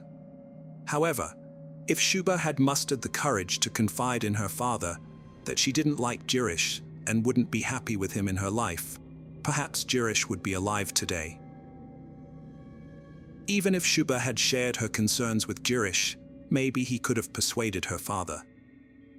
The tragic irony of this story is that by the time Girish's killers were sentenced to life imprisonment, Girish's father had already passed away, leaving no one to find closure. With that, the Girish murder case finally comes to a close. Hello friends, welcome to our channel. Today we're going to take a look at another horrible case with you. The case of Vincent Brothers. Vincent Brothers, a beloved principal in Bakersfield, California, was informed that on Tuesday, July 8, 2003, his wife, children, and mother-in-law were tragically found murdered in their home. Despite the house being ransacked, nothing was taken, leading the police to rule out robbery and suspect intentional homicide. Vincent was cleared as he had a solid alibi, proving he was out of town during the incident. Subsequent investigations revealed a disturbing truth that shocked the entire community: the chilling case of Vincent Brothers. Born on May 30, 1962, in Beeport, Long Island, New York, Vincent was known for his charm, reliability, and hard work from a young age. He had also served in the Marine Reserves after graduating from Norfolk State University. Moving to California in the mid-80s for further studies, he eventually earned his master's degree. Vincent had a tumultuous past with relationships, despite rising quickly as a school administrator. He had 2 brief marriages that ended in separation. In 1988, while working at California State University in Bakersfield, he had a daughter with his then-girlfriend. He filed a lawsuit to establish paternity and eventually gained custody and visitation rights. Initially ordered to pay $350 monthly for support, this amount was raised to $771 by 2003. In the same year, he faced legal consequences, receiving a 6-day jail sentence and probation for a misdemeanor charge of spousal abuse. In 1992, Vincent entered another marriage, which also ended abruptly after allegations of threats to kill and physical abuse by his second wife. She filed for divorce in 1996. Allegations have been made against Vincent, who was the vice principal at Emerson Middle School, for sexual misconduct towards a colleague.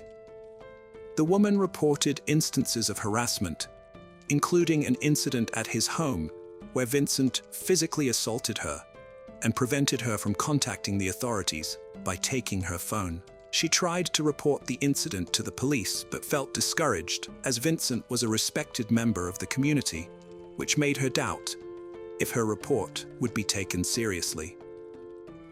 The harassment continued with inappropriate touching at the school's front counter, leading the woman to take a leave of absence due to the hostile work environment. As the intimidation escalated to threatening phone calls, the school district investigated the claims and warned Vincent about the possibility of career consequences if found true.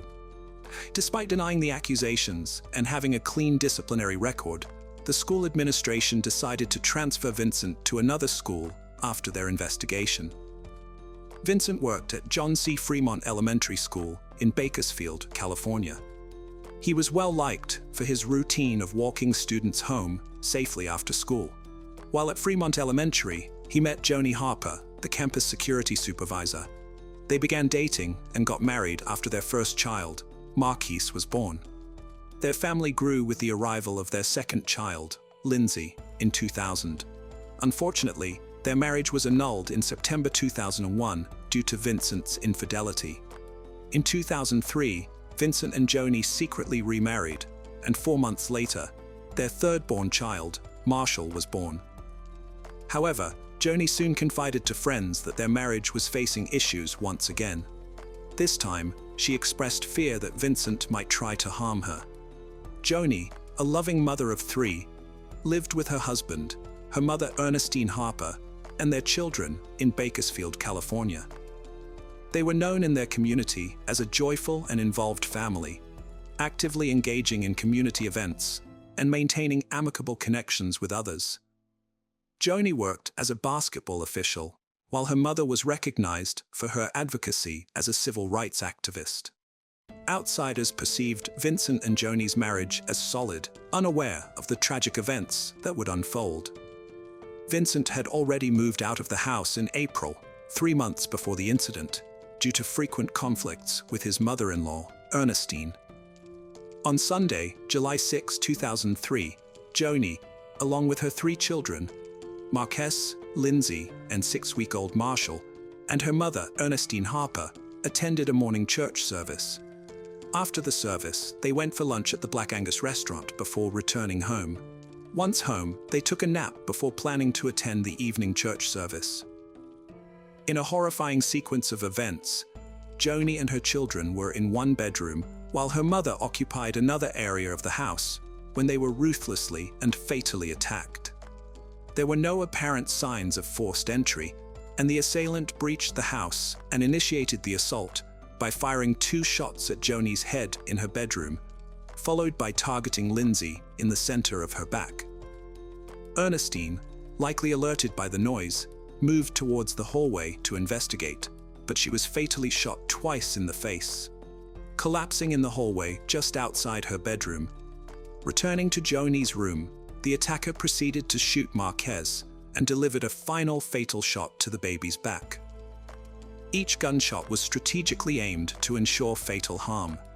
The assailant, rather than immediately fleeing, went to the kitchen, retrieved a knife from the butcher block, and viciously stabbed Joni multiple times in the back. The assailant then tampered with the TV connections, but placed the TV carefully on the ground. Additionally, Joni's purse was emptied onto the laundry room floor, yet nothing valuable was taken, including money that was left untouched. It appeared the assailant aimed to mislead the authorities, creating the impression of a break-in and seeking to eliminate any potential witnesses. Afterward, the assailant covered the bodies in the bedroom with blankets and pillows taken from other rooms. On July 8, 2003, Joni's closest friend, Kelsey Spann, grew concerned as she hadn't heard from Joni, her mother, or the children since they attended church that Sunday. Worried that something might have happened, Kelsey decided to visit Joni's home to check on them, using the key Joni had entrusted to her. Kelsey attempted to unlock the side door, but found it difficult to do so, as something was preventing it from opening. She proceeded to the back of the house and discovered an unlocked sliding glass door, which was an unusual occurrence. Upon entering, she made the grisly discovery of Joni, Ernestine, Marquise, Lindsay, and Marshall, all deceased. Acting swiftly, Kelsey contacted the authorities at 7 a.m., prompting their arrival at the horrifying scene where the 5 individuals had been brutally murdered. The peaceful ranch-style residence where Joni, her children, and mother resided sat in a tranquil corner lot within the neighborhood. Law enforcement concluded that the family was tragically killed on a Sunday afternoon following their return from church. Detectives assessed the situation, identifying Joni as the primary target due to the severity of her injuries. They inferred that the assailant's actions indicated profound anger. The police expressed concern for Vincent's safety and discovered that he had traveled to Ohio. Detective Watts, one of the detectives, traveled to North Carolina as Vincent and his brother Melvin had gone there to visit their mother.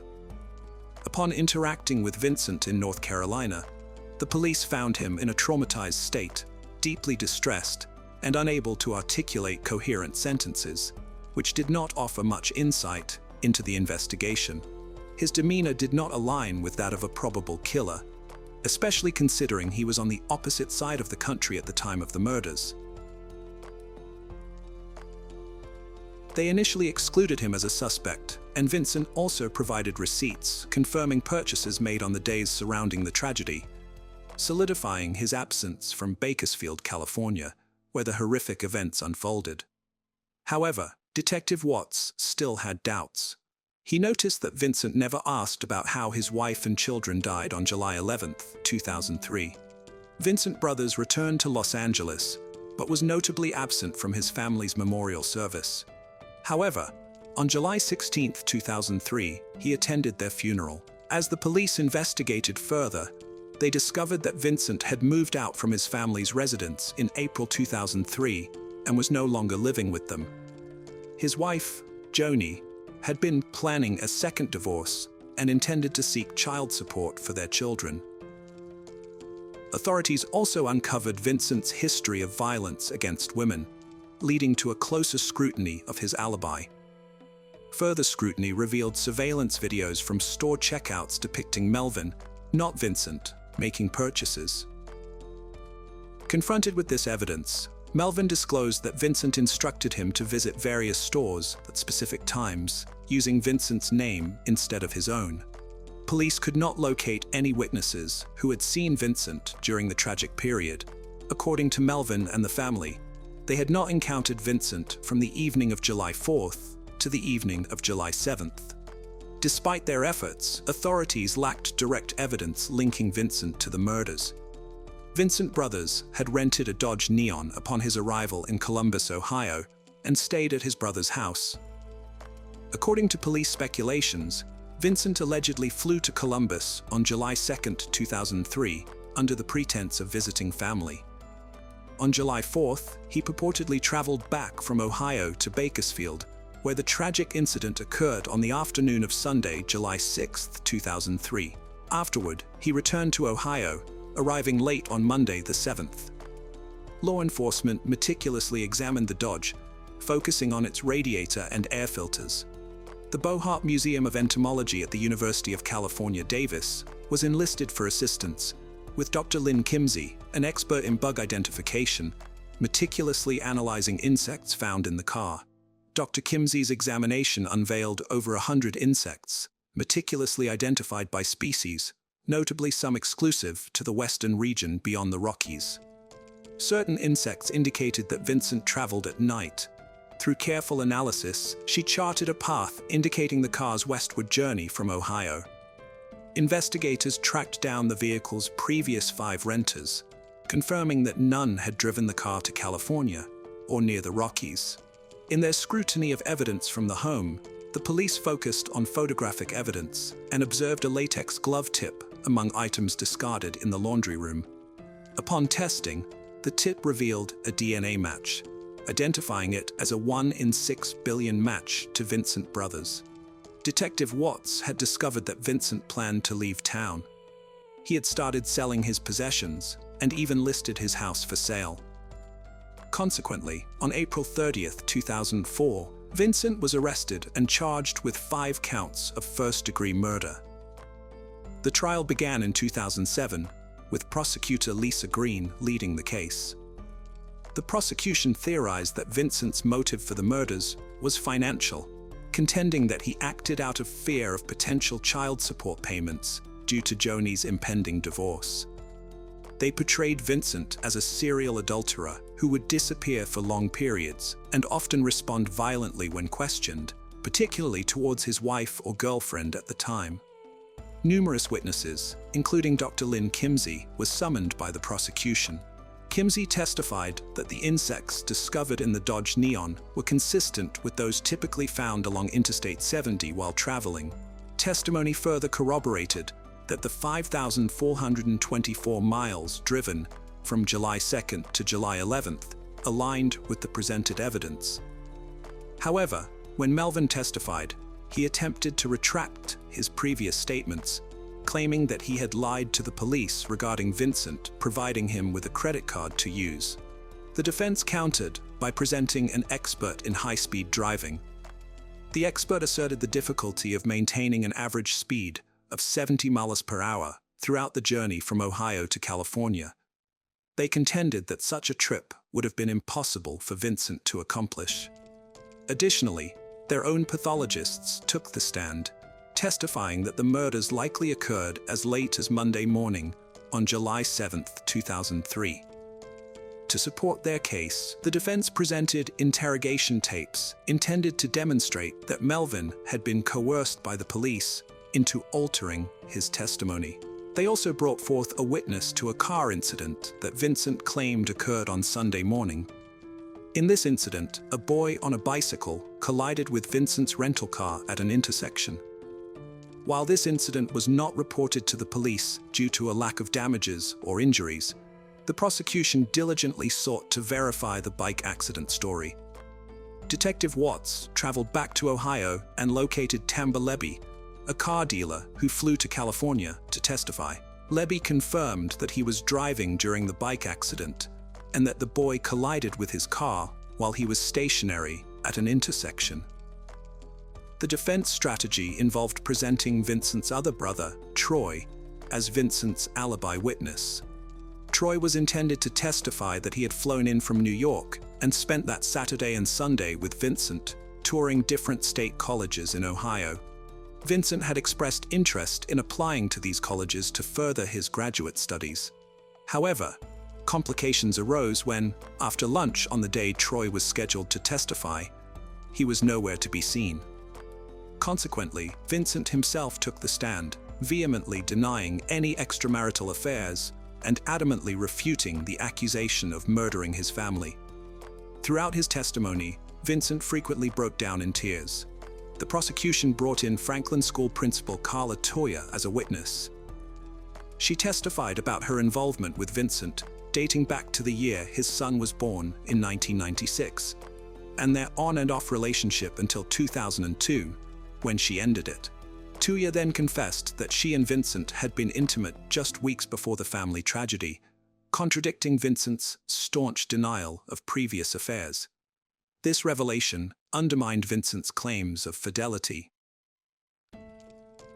The prosecution posited that the crime had been meticulously premeditated, acquiring knowledge of the family's Sunday routine, granting the killer control and a window of opportunity. Exploiting this familiarity, the perpetrator waited until the family was asleep, using a copied key to gain entry through the sliding glass door and methodically execute each member of the family on May 15, 2017. Vincent Brothers was found guilty on 5 counts of first-degree murder with aggravating circumstances, making him eligible for the death penalty. After hearing testimony from 137 witnesses, the jury deliberated for nearly 2 days before reaching their decision. Following the verdict, Vincent was escorted from the courtroom and returned to Lero Detention Facility under strict security. On September 27, 2007, Judge Michael Bush of the Durr County Superior Court sentenced Vincent Brothers to death by lethal injection. He was detained at San Quentin State Prison in California, where he is still currently housed. During the sentencing hearing, family members were given the opportunity to deliver statements. Vincent's only surviving child, his firstborn, Margaret Kern Brothers, announced her resignation from the brothers' family, expressing that upon leaving the courtroom, she would solely identify herself as Margaret Carr. The evidence suggested that Vincent Brothers lacked empathy and remorse for his actions, a common trait in what many call a psychopath. His perception of his children as mere objects indicated a complete detachment from any emotional connection with them. The act of stabbing Joni appeared to be a deliberate means of severing his ties with her on a physical level.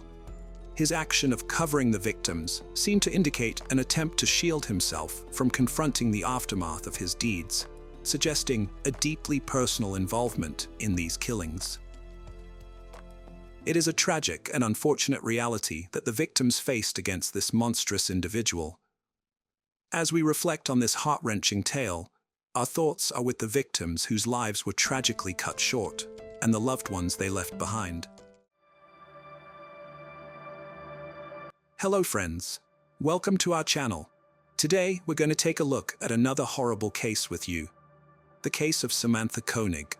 On the 1st of February 2012, in Anchorage, Alaska, 18-year-old Samantha Koenig was working late and alone at a coffee stand called Common Grounds. It was about 8 p.m. when the last customer of the night approached the stand. Samantha greeted them and took their order. CCTV footage shows the view from behind the counter. Samantha can be seen doing her job, prepping the customer's order, and nothing seems out of the ordinary until Samantha hands the customer their order. Now, Samantha had only been employed at the coffee stand for about a month, obviously still getting used to the new job.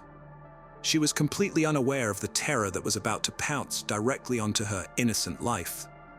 Samantha returned to the window and handed the unseen customer their order. Suddenly, the 18-year-old girl took a step back from the window and raised her hands. It's quite clear from the footage that she was startled, but unfortunately, the CCTV didn't capture what caused Samantha's flight response to activate. It was pretty obvious that there was a gun pointed directly at Samantha's face. The gunman demanded money. It also seemed clear via the footage that Samantha had been given instructions to turn off the lights in the coffee stand, which she obeyed with no resistance. Once it was dark inside Common Grounds, the gunman quickly slipped in through the window of the coffee stand. He then forced Samantha down to her knees and restrained her with zip ties. He asked her where her car was. She told him she didn't have one.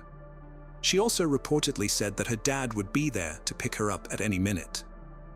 The ski mask-wearing armed assailant hesitated, then he proceeded to force the young girl out of Common Grounds and head towards Tudor Road.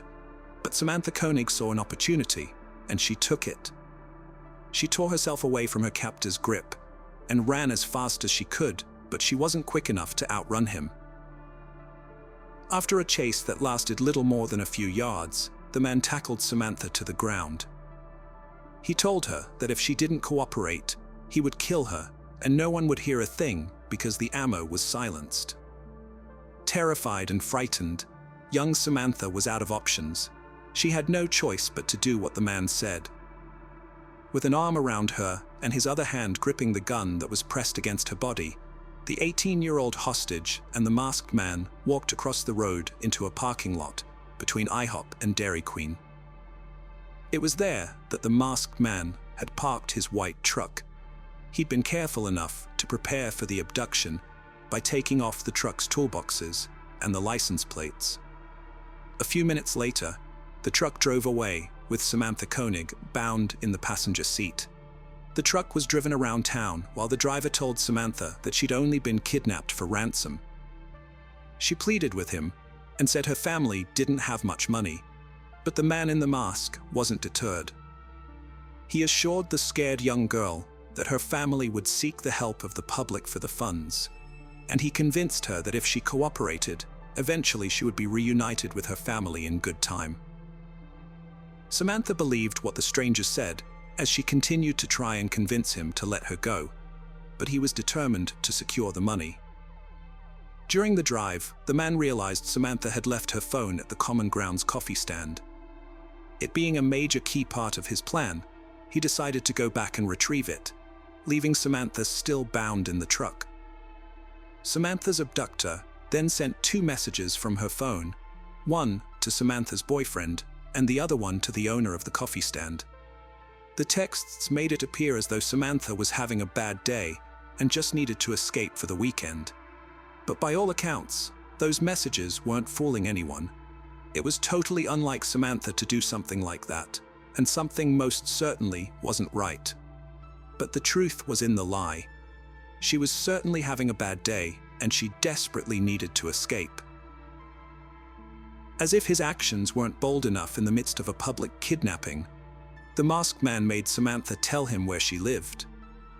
He wanted her bank card, but she explained that she shared an account with her boyfriend and that the card was still in his truck. So the man drove to their house with Samantha still bound in the truck and broke into their vehicle to steal the ATM card. It was around 3 a.m. when Samantha's boyfriend noticed a masked man standing near his vehicle. He confronted the individual before rushing back inside to seek the assistance of Samantha's father. However, by the time they emerged from the house, the man had vanished, along with the debit card shared by Samantha and her boyfriend. Anchorage, Alaska, was left in shock.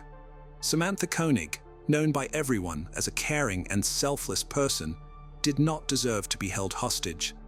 The entire situation was incredibly heartbreaking, and the news spread quickly in the cold air. James Koenig, Samantha's father, decided to make a public appeal for the safe return of his 18-year-old daughter. Posters with the message, "Please help find my daughter," were put up everywhere, and the community rallied to help. James expressed his concerns, saying, "I don't know if my daughter is being fed, taken care of, if she's still alive, or if she's getting any sleep." Despite a reward of $41,000 being offered for information leading to Samantha's return or whereabouts, no one had any answers.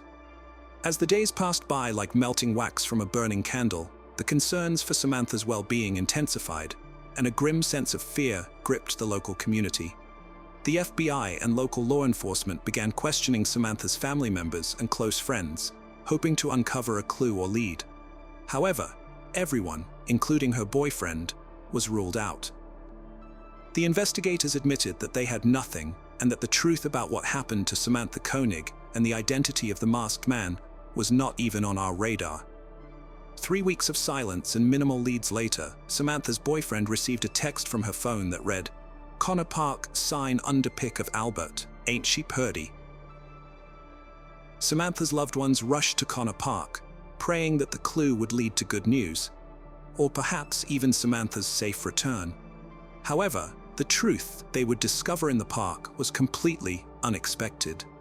Someone spotted a picture on the park bulletin board, a memorial picture of a deceased dog that read, "Thanks for all the fun, Albert the Golden Doodle."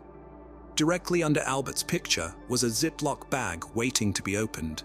Inside the bag was a letter demanding $30,000 to be deposited into Samantha's account if they ever wanted to see her alive again. The bag also contained a photograph of Samantha being held hostage, staring directly at the camera while an unknown arm held up a copy of a recent newspaper. It was a glimmer of hope, but it was just the beginning. Following the instructions, $5,000 of community-donated funds were deposited into Samantha's account.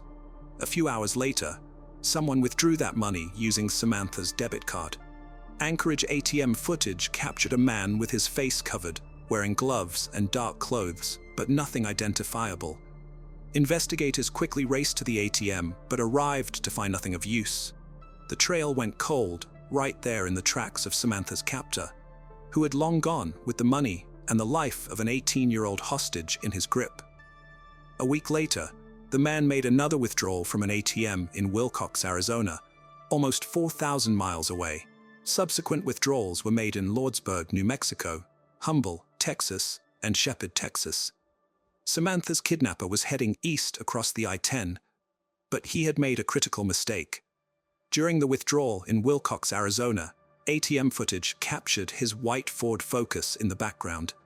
Now investigators had something that just might lead them to Samantha before it was too late. The photo of the white Ford Focus was swiftly distributed to authorities everywhere. On March 13, 2012, a state trooper noticed a vehicle matching the description of the wanted car in a hotel parking lot in Texas. The officer watched a man get into the car and begin to drive away. The trooper followed the Ford Focus closely behind and pulled the car over the moment it exceeded the speed limit. When asked for identification, the driver presented a driver's license for a man named Israel Keys. Israel Keys was the name of the man who was not even on our radar. Upon searching the car, they discovered Samantha's ID, her debit card, her cell phone, a gun, and the disguise he wore in the ATM footage. It was evident that they had found their man, but the question remained, where was Samantha? 2 weeks later, Israel was sent back to Anchorage, Alaska. The FBI investigator who dealt with Israel described their interactions, saying that sometimes communicating with him was like talking to a neighbor, while at other times, his voice made the hair on the back of their neck stand up. I almost feel guilty wasting a lot of the taxpayers' money, but that's how committed I am, you know? Well, it sounds like they've got it under control. Israel Keys was a 34-year-old, unassuming man with no criminal record and a well-known construction business. He also lived with his girlfriend and 10-year-old daughter. He was known around the town as a family man, a good friend, and someone you'd have no problem trusting with the key to your own house. As a matter of fact, someone from the U.S. Attorney's Office even used Israel Keys as a handyman. By all accounts, Israel Keys was a well-respected, good citizen of the local community. His neighbors said that there was nothing suspicious about him at all. But Israel Keys was leading two completely different lives. It wasn't long into his interrogation that Keys admitted to killing Samantha Koenig. The night he kidnapped her, he took her home and chained her up in the shed next to the house where his girlfriend and young daughter slept, totally oblivious to the monster that lurked around them. Israel turned on the stereo and cranked up the volume to drown out Samantha's screams. It's reported that Keys sipped wine as he described to a terrified Samantha just what exactly he was going to do to her. Then he sexually assaulted her and reportedly strangled her to death during the assault. The confession of the murder of Samantha Koenig was never released publicly.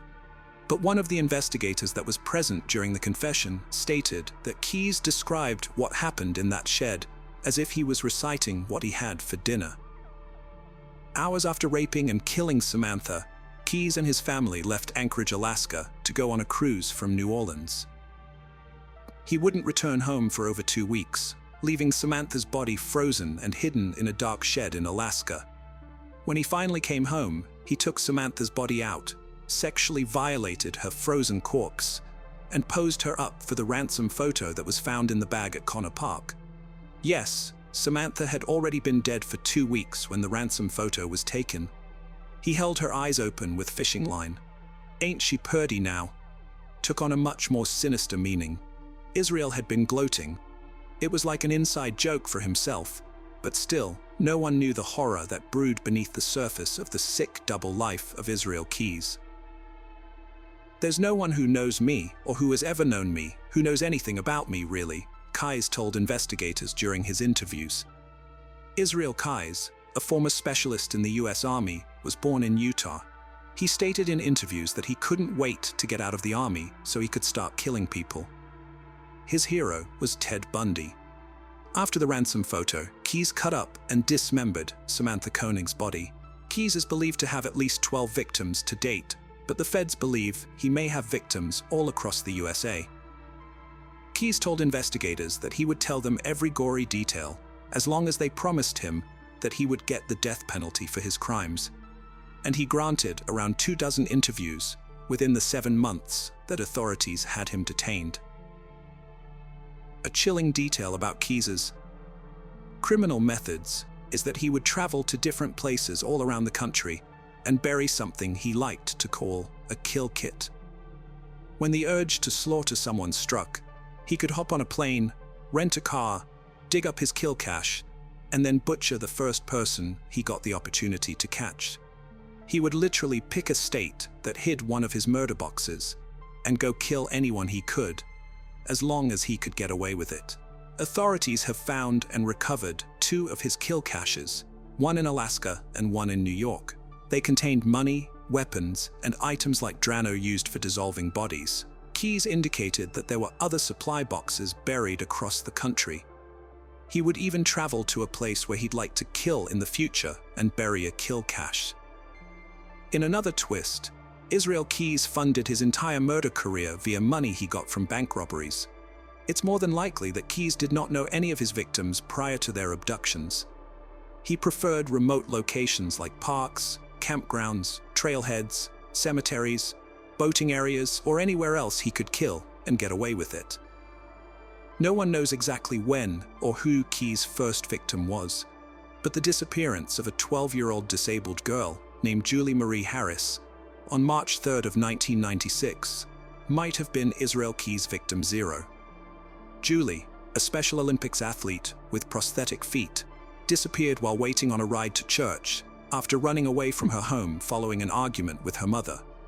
Israel Keys would have been 18 years old and living in the area at the time of Julie's disappearance. Her prosthetic feet were found at the mouth of the Colville River a year later, and her skeleton was recovered. When questioned, Israel claimed he was aware of the Julie Marie Harris case, but had nothing to do with it. Apparently, the birth of his daughter convinced him to never harm children, but Julie would have disappeared way before his daughter came along. Also, one of Julie's friends claims to remember Keyes talking to Julie at a local swimming pool where she often swam. Word has it, Julie even gave the serial killer her home address and phone number. But Keyes claimed his first attempted murder was a girl he kidnapped and sexually assaulted in '97 or '98 near Bend, Oregon. Keyes claimed he was convinced that he screwed up that time because he let the victim go, and from that moment on, he vowed never to let them live. It was shortly after that when Keyes joined the Army, where he excelled as a model soldier. After a 3-year stint in the US Army, he quickly started killing in Washington state. Investigators believe Lake Crescent in Washington may be a liquid grave to a few of Israel's victims. But ultimately, no one has all the information, because before Keyes could tell his full story and bring closure to so many cold cases, he was found dead in his cell. He had slashed open his veins, hung himself, and stuffed toilet paper down his throat. He never even stood trial, and so many dark secrets were buried with him. Secrets no one else may ever know. He left behind a suicide note that was a macabre rant, but it was of little help.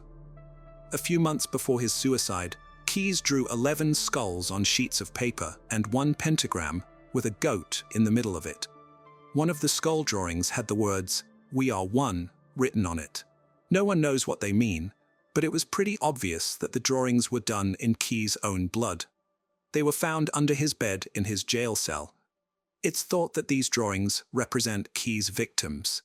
The FBI has only ever identified 5 of them. Innocent young Samantha Koenig was in the wrong place at the wrong time, and a beautiful young life was stolen, while so many others were ruined. But thanks to her, the world is a little bit safer. Never take your surroundings for granted. Never trust strange eyes on your back that you cannot observe. Always trust your instincts, because in one swift moment, reality can shift and your life can drain away. Always do your best to make sure your family never has to go on the news to appeal for your safe return. Remember Samantha Koenig, watch your own back, and always, always, always lock your door. This case is not over. The FBI also released a list of 35 trips serial killer Israel Keyes made around the USA, Mexico, and Canada over the last 8 years of his life. The public is asked to immediately report to authorities if they ever stumble upon one of Israel's kill caches, and do not disturb anything they may find, as the investigation into the serial murders committed by Israel Keyes remains ongoing. The FBI is still seeking the public's assistance with any information about Keyes' travels in order to identify additional victims. They ask that anyone with information contact the FBI at 1-800-CALL-FBI. Israel Keyes had no remorse at all.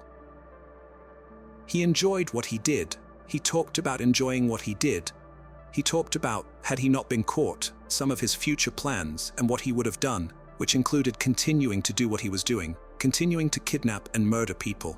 So he had no remorse at all. All of the people shuffling into your house there, looking brave in front of you, can go lost. Everyone knows, so they say one by one, "We fall on my own before, save it for love papers. They don't need to know a single thing about or will you? Yes, you can take it all with you now. Oh, my life before. One by one, word for one, my one before, go loves." All of the people shuffle to your house. God alone, everyone knows, one by one we fall. One by one we fall. One by one with fall. One by one, we food foreign. The case of Lori Sars, the pregnant woman whose body was found in a city landfill, highlights how even a seemingly insignificant lie can lead to serious and tragic consequences. Behind every lie lies a motive, whether it's a desire to avoid punishment, gain advantage, or simply to maintain appearances. In some cases, lies are used to protect confidentiality or spare someone's feelings. In the case of Lori Sars, the story began with a small deception that snowballed into a devastating tragedy. Her mysterious disappearance in 2004 sent shockwaves through Salt Lake City. Her husband, Mark Hacking, reported her missing, sparking a massive search effort that captured national attention. However, the shocking truth behind Lori's disappearance would soon come to light. Mark Hacking's deceit stemmed from childhood trauma and a fear of not meeting others' expectations. As the details of his lies unraveled, the media frenzy intensified, with the case becoming the subject of numerous television talk shows and feature films. Lori Sars, also known by her married name Lori Hacking, was born in 1976. The tragic circumstances of her disappearance shed light on the destructive power of dishonesty and the devastating impact it can have on individuals and their loved ones. On December 31st, in the quaint city of Fullerton, nestled in California, a girl began her journey in the most unlikely of places, a children's orphanage, where she was placed immediately after birth. Her origins shrouded in mystery, with no trace of her birth parents. At the tender age of 2, fate smiled upon her as she was welcomed into the loving embrace of a religious couple, Thelma and Geraldo Suarez. Geraldo, hailing from the sun-kissed lands of São Paulo, Brazil, found himself teaching the intricacies of Portuguese and English at Sunny Hills High School. It was amidst the bustling streets of Rio de Janeiro in the early 70s where he crossed paths with Thelma. Their shared mission for the Church of Jesus Christ of Latter-day Saints cemented their bond, leading to a union in matrimony. Despite their devotion, biological children eluded them, but their hearts remained open to the blessings of adoption. Their journey brought them to Fullerton in the late 70s, where they embraced parenthood with open arms, welcoming Lori into their lives. In 1987, another addition, a son named Paul, completed their family. However, life's journey took an unexpected turn, leading the couple down separate paths, and the adopted children found solace under Thelma's care. Relocating to the tranquil town of Orem, Utah, mother and children forged ahead. Lori and Paul flourished, traversing the halls of local high schools and later venturing into the realms of higher education. Lori, in particular, blossomed into a compassionate, spirited young woman, her warmth and kindness touching the lives of all who crossed her path. Amidst the tapestry of her upbringing, Lori found love for the first time at the age of 19, a chapter in her life marked by the gentle whispers of romance and the promise of a future yet to unfold. Lori's path intertwined with that of her future husband, Mark Douglas Hacking. Born in April 1976 in the heart of North Carolina, Mark hailed from a lineage of esteemed medical professionals. As the youngest of 3 sons in the illustrious Hacking family, Mark inherited a legacy of excellence. His father, Douglas Hacking, stood as a prominent pediatrician, while his mother, Helena, contributed her expertise as a nurse. Mark's older brothers, Scotty and Lance, carved their own paths of success in the realm of science. Mark exuded an aura of determination and ambition, mirroring the aspirations of his esteemed kin. With dreams of pursuing a medical career akin to his family members, Mark radiated care and attentiveness, embodying the essence of a devoted family man. It was under the serendipitous veil of fate that Lori crossed paths with Mark, and from that moment, their bond remained unbroken. After 5 years of nurturing their romance, the couple took the leap into matrimony, forging a life together within the quaint confines of Salt Lake City, Utah. By then, Lori had already flourished in her career, ascending to the role of senior assistant manager in a prestigious company, while Mark, with honors adorning his academic journey, embarked on his medical odyssey at the University of Utah. Amidst their shared joy, the couple reveled in the anticipation of impending parenthood, with Lori's pregnancy casting a radiant glow upon their lives.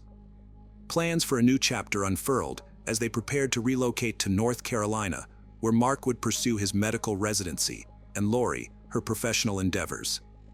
Theirs was a tapestry of promise and potential, woven with dreams of a blissful future. Yet fate's cruel hand intervened on July 19, 2004, shattering their idyllic existence. Lori, 3 months pregnant, vanished without a trace, leaving behind a void of uncertainty and despair. Mark's frantic attempts to reach her on that fateful day were met with eerie silence, signaling the onset of a harrowing ordeal. As the days stretched into an agonizing abyss of unanswered questions, the mystery of Lori's disappearance veiled their once bright future in a shroud of darkness. Several hours elapsed before Mark made his way to the police station, his heart heavy with worry as he reported the inexplicable disappearance of his 27-year-old pregnant wife. According to Mark's account, Lori had ventured to a nearby park in the morning, a routine part of her pre-work exercise regimen, but failed to return home thereafter. Initially assuming she had proceeded directly to her workplace, Mark's concern deepened upon discovering Lori had left her phone behind. As he recounted the events to attentive police officers, Mark's voice trembled with apprehension. However, protocol dictated that a formal search for a missing adult would commence only after a 24-hour period had elapsed since the disappearance. Undeterred by bureaucratic timelines, Mark resolved to initiate his search, driven by the fear that Lori may have fallen ill and required assistance. Setting out to the park where Lori had intended to visit that day, Mark's hopes were dashed upon finding her car parked at the neighborhood's periphery, yet no sign of Lori in sight. Returning home, he embarked on a relentless quest, reaching out to friends, relatives, and colleagues in a desperate bid for information. Their collective response echoed his distress, with no one having seen or heard from Lori on that fateful day. Word of Lori's disappearance quickly spread, igniting a groundswell of community concern. Before law enforcement intervened, hundreds of individuals comprising relatives, friends, acquaintances, and concerned citizens rallied to join the search effort. Together, they combed the vicinity, engaging neighbors, local vendors, and passers-by in their quest for any semblance of information, while plastering the area with flyers adorned with Lori's visage, a poignant plea for her safe return.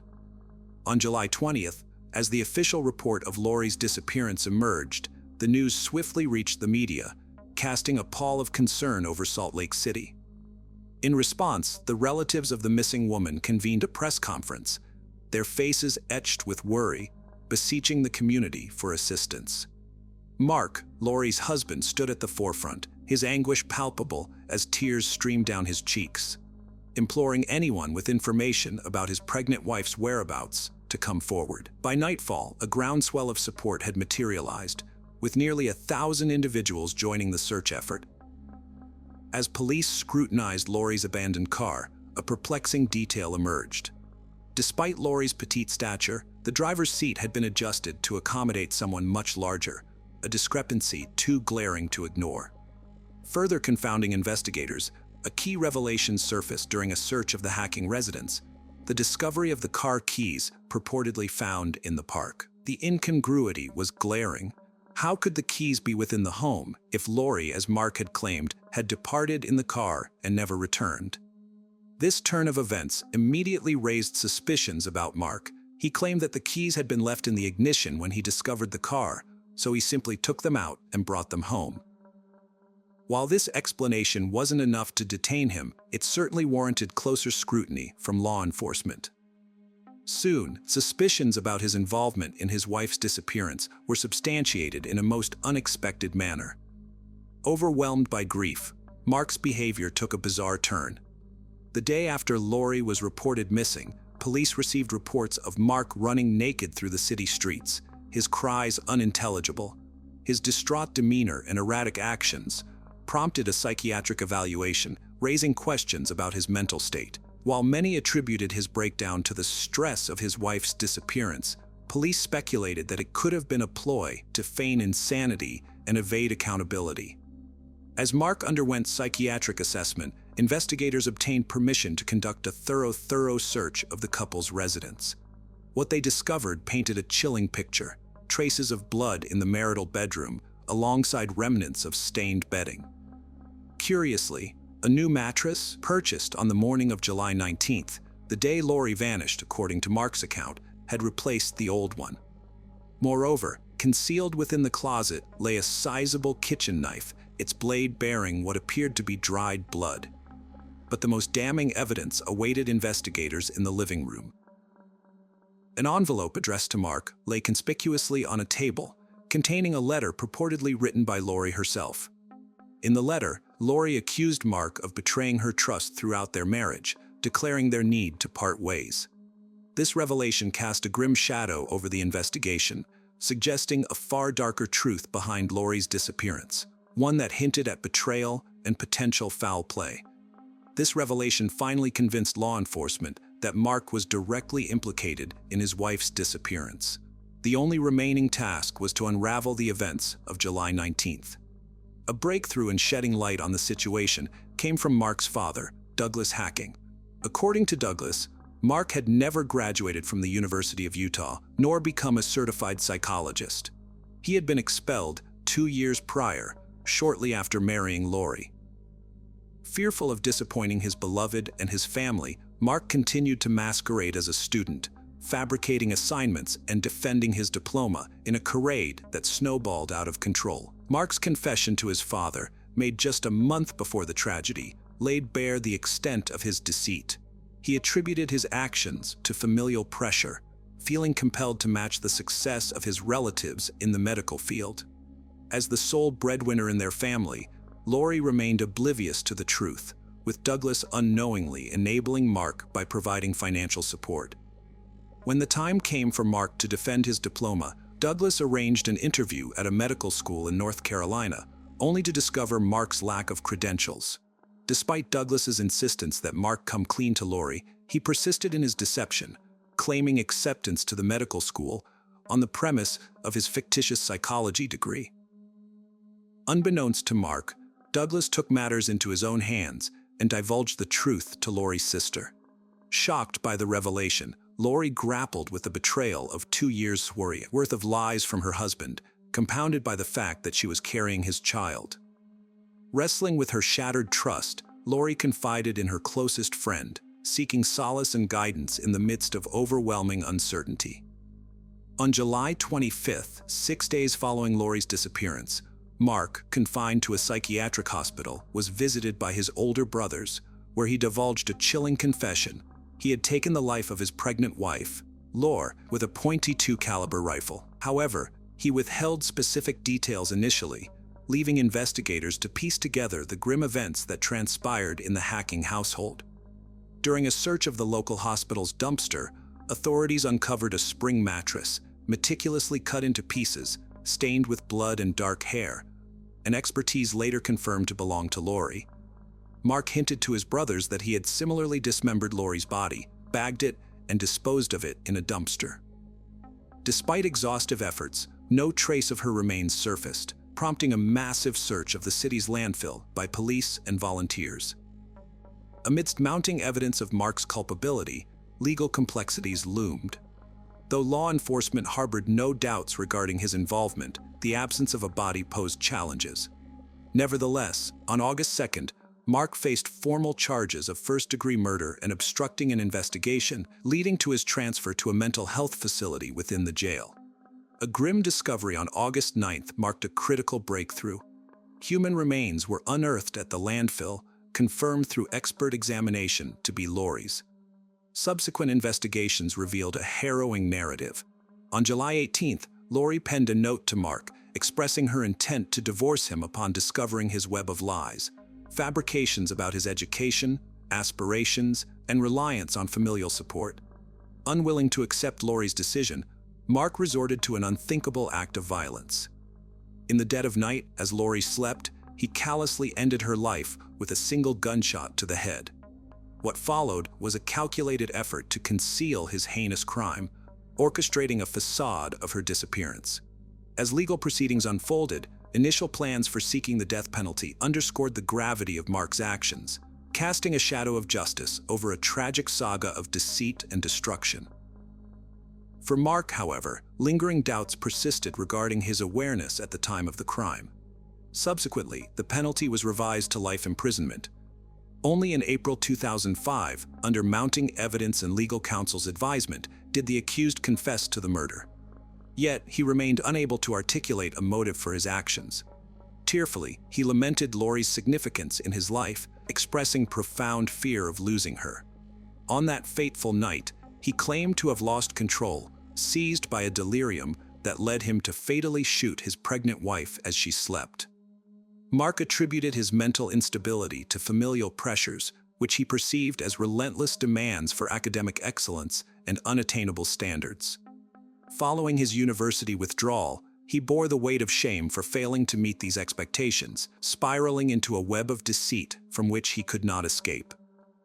Throughout court proceedings, Mark appeared in a bulletproof vest, facing incessant death threats. On June 6, 2005, the defendant was convicted of first-degree murder and sentenced to life imprisonment, eligible for parole no sooner than 2035. Despite Mark and his legal team's appeals, all attempts to overturn the verdict were fruitless. Upon hearing the verdict, the murderer himself acknowledged the prison as his rightful abode, acknowledging the impossibility of fully atoning for his actions. The consequences of his unfathomable crime reverberated, leaving irreparable scars on the lives of all involved. Lori's family made the poignant decision to erase the name Hacking from her headstone, laying her to rest under her maiden name, Suarez. For Thelma, this symbolic act served to sever ties with the man who had robbed her of her daughter and the promise of a future grandchild. A year into his incarceration, authorities discovered that Hacking was profiting from the sale of personal items, including autographs, palm prints, and even prison letterheads, on an online murder auction website. Upon being interviewed, Hacking voluntarily ceased this activity and expressed remorse for his actions. Remarkably, in the years following his imprisonment, Hacking maintained correspondence with his former mother-in-law, Thelma Suarez.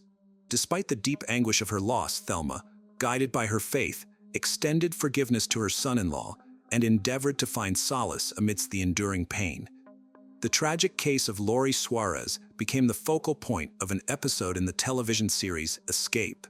It also sparked extensive discussions on various talk shows and documentary projects, including being featured as the inaugural episode of the crime television series Lies Worth Dying For. Furthermore, in 2014, the second season of My Dirty Little Secret dedicated an episode to the murder of Lori Hacking. Additionally, the true crime podcast Sword and Scale delves into the intricate details of the case in its 29th episode. In the quiet, mundane life sometimes lie the most extraordinary and harrowing stories. The name of Velma Barfield forever changed the narrative of crime and punishment in the United States. Her life story reads like a tragedy that challenges our perception of evil. Known to many as the death row grandma, she became the first woman executed by lethal injection in the United States, the first woman to be executed after the death penalty's reinstatement in 1976, and also the first woman executed since 1962. But how did a wife, mother, and grandmother, once cherished and loved by those who knew her, transform into one of the most notorious figures in criminal history? Born in a time of economic despair, in the shadow of the Great Depression, Velma Margie Barfield came into the world on October 29, 1932, in Eastover, North Carolina, but was raised near Fayetteville. The second of 9 children, she witnessed a constant battle against poverty from the early age. In rural North Carolina, where life was governed by the rising and setting of the sun, Velma's family toiled on their small tobacco and cotton farm. Velma's father, Murphy Bullard, was a man worn down by the hardships of farm life. His temper was as volatile as the weather that dictated their fortunes. Velma claimed he was physically and sexually abusive to her and her sisters. However, other relatives disputed this.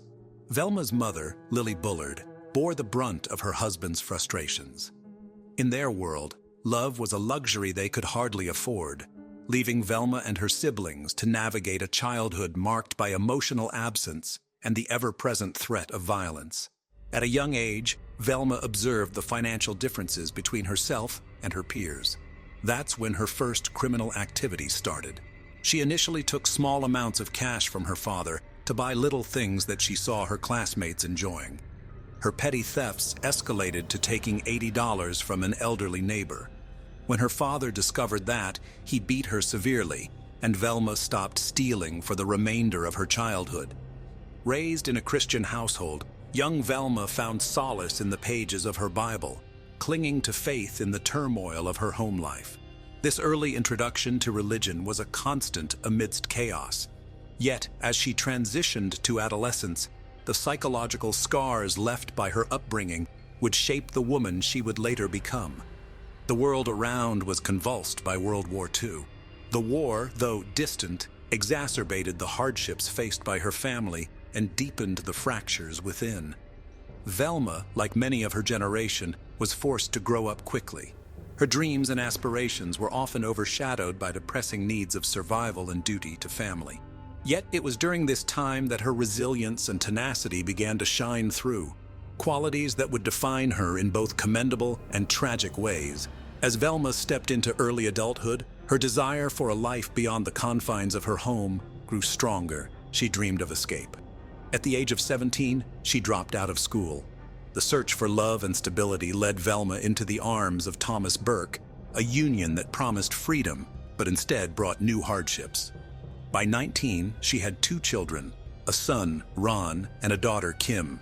The family lived happily in Parkton, North Carolina, for over 15 years. Velma's life with Thomas seemed a hard-earned escape from the poverty and violence of her childhood. Everything changed in 1965 when Thomas got into a serious car crash and suffered head injuries. To cope with the intense pain and headaches caused by his injuries, he became a heavy drinker and drug user. His struggle with alcohol mirrored the demons of Velma's father, reigniting the traumas of her past. The cycle of abuse and neglect she vowed never to repeat began to encroach upon her own family. It was during these turbulent years that Velma's resilience was put to the ultimate test. The pressures of an unhappy marriage, the responsibilities of motherhood, and the patterns of her past weighed heavily on her soul. Velma started a job at a textile factory, but soon had to quit due to health problems. She underwent an urgent hysterectomy, which left her feeling insecure about her femininity. After the surgery, she suffered from debilitating back pain and turned to prescription drugs.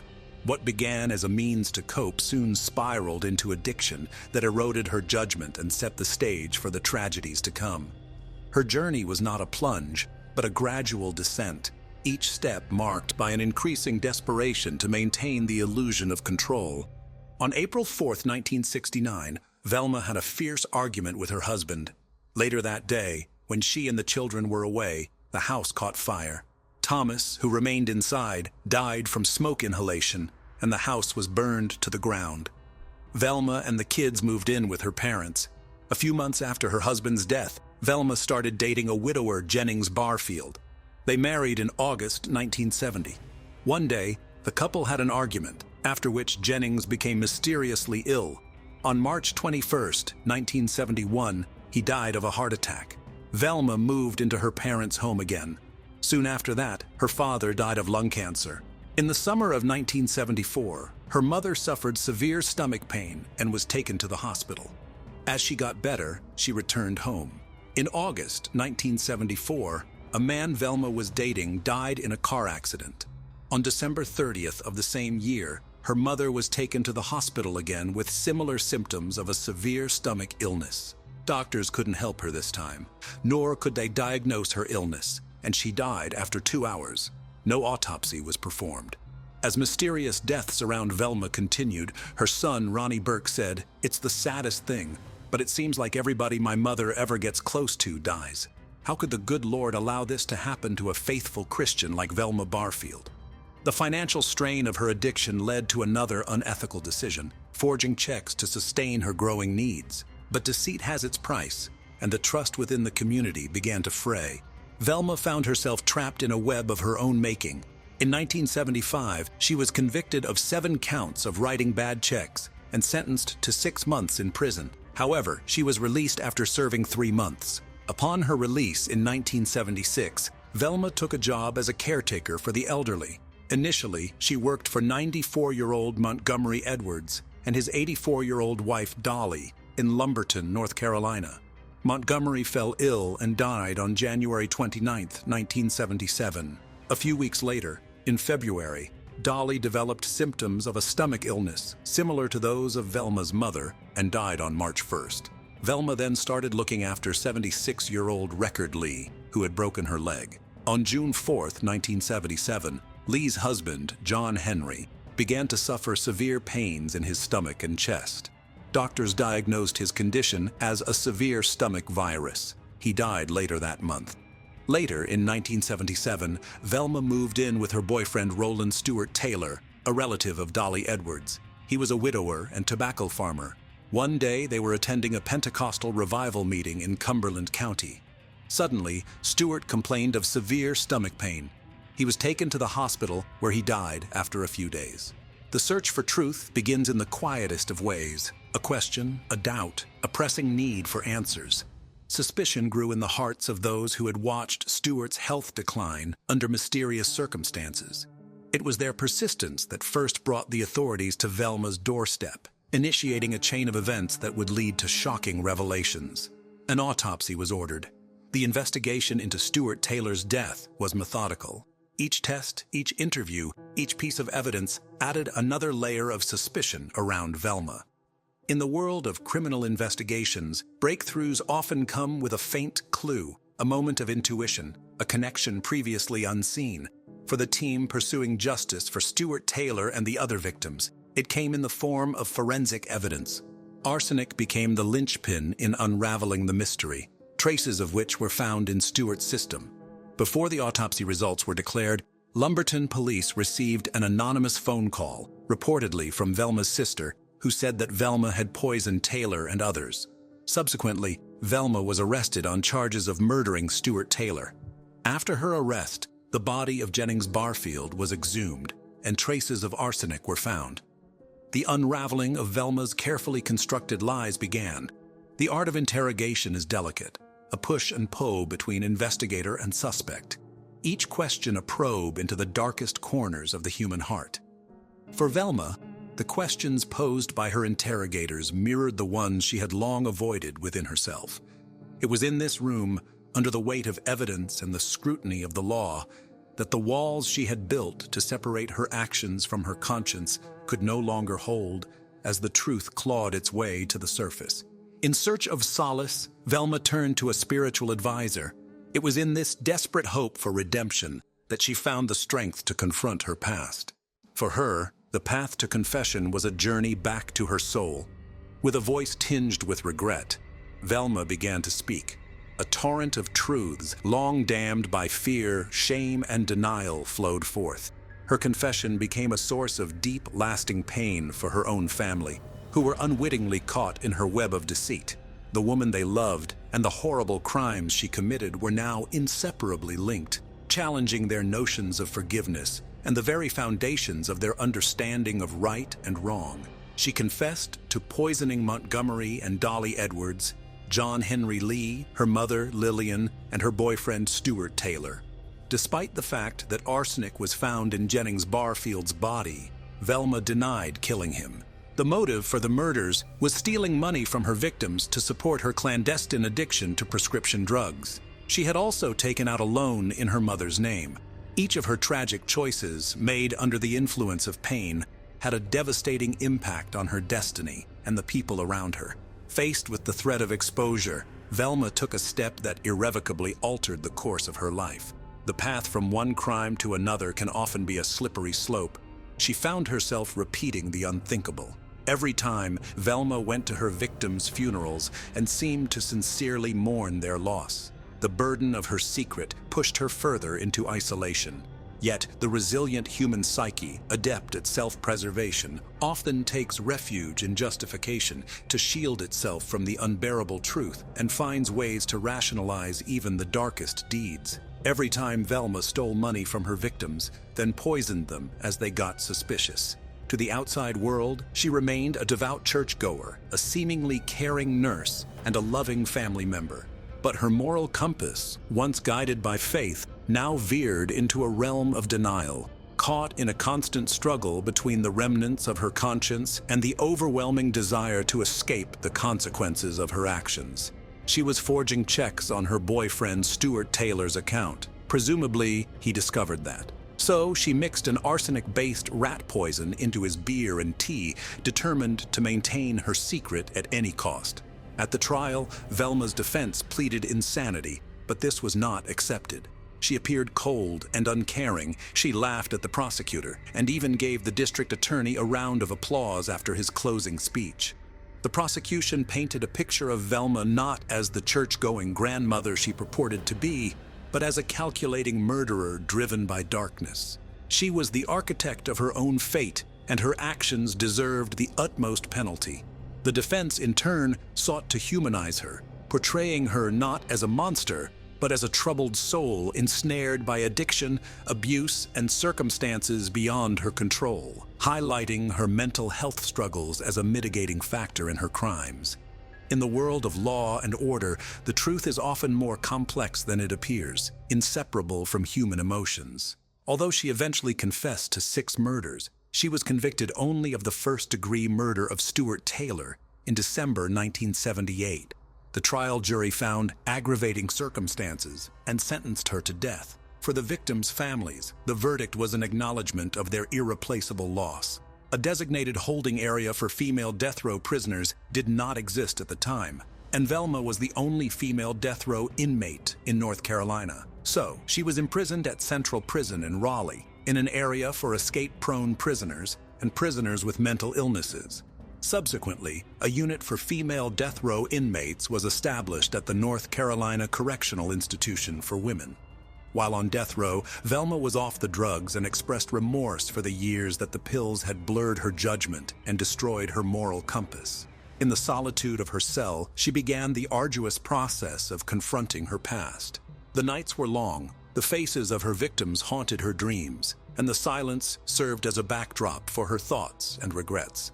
It was during these moments of reflection that Velma faced the full magnitude of her actions, the lives she had taken, and the pain she had caused. Her conversations with the prison chaplain were not just about seeking forgiveness from a higher power, but about understanding the nature of atonement and the painstaking process of forgiving oneself. In jail, Velma confessed that she had never been a true Christian. Her Christianity had been a matter of form and gesture.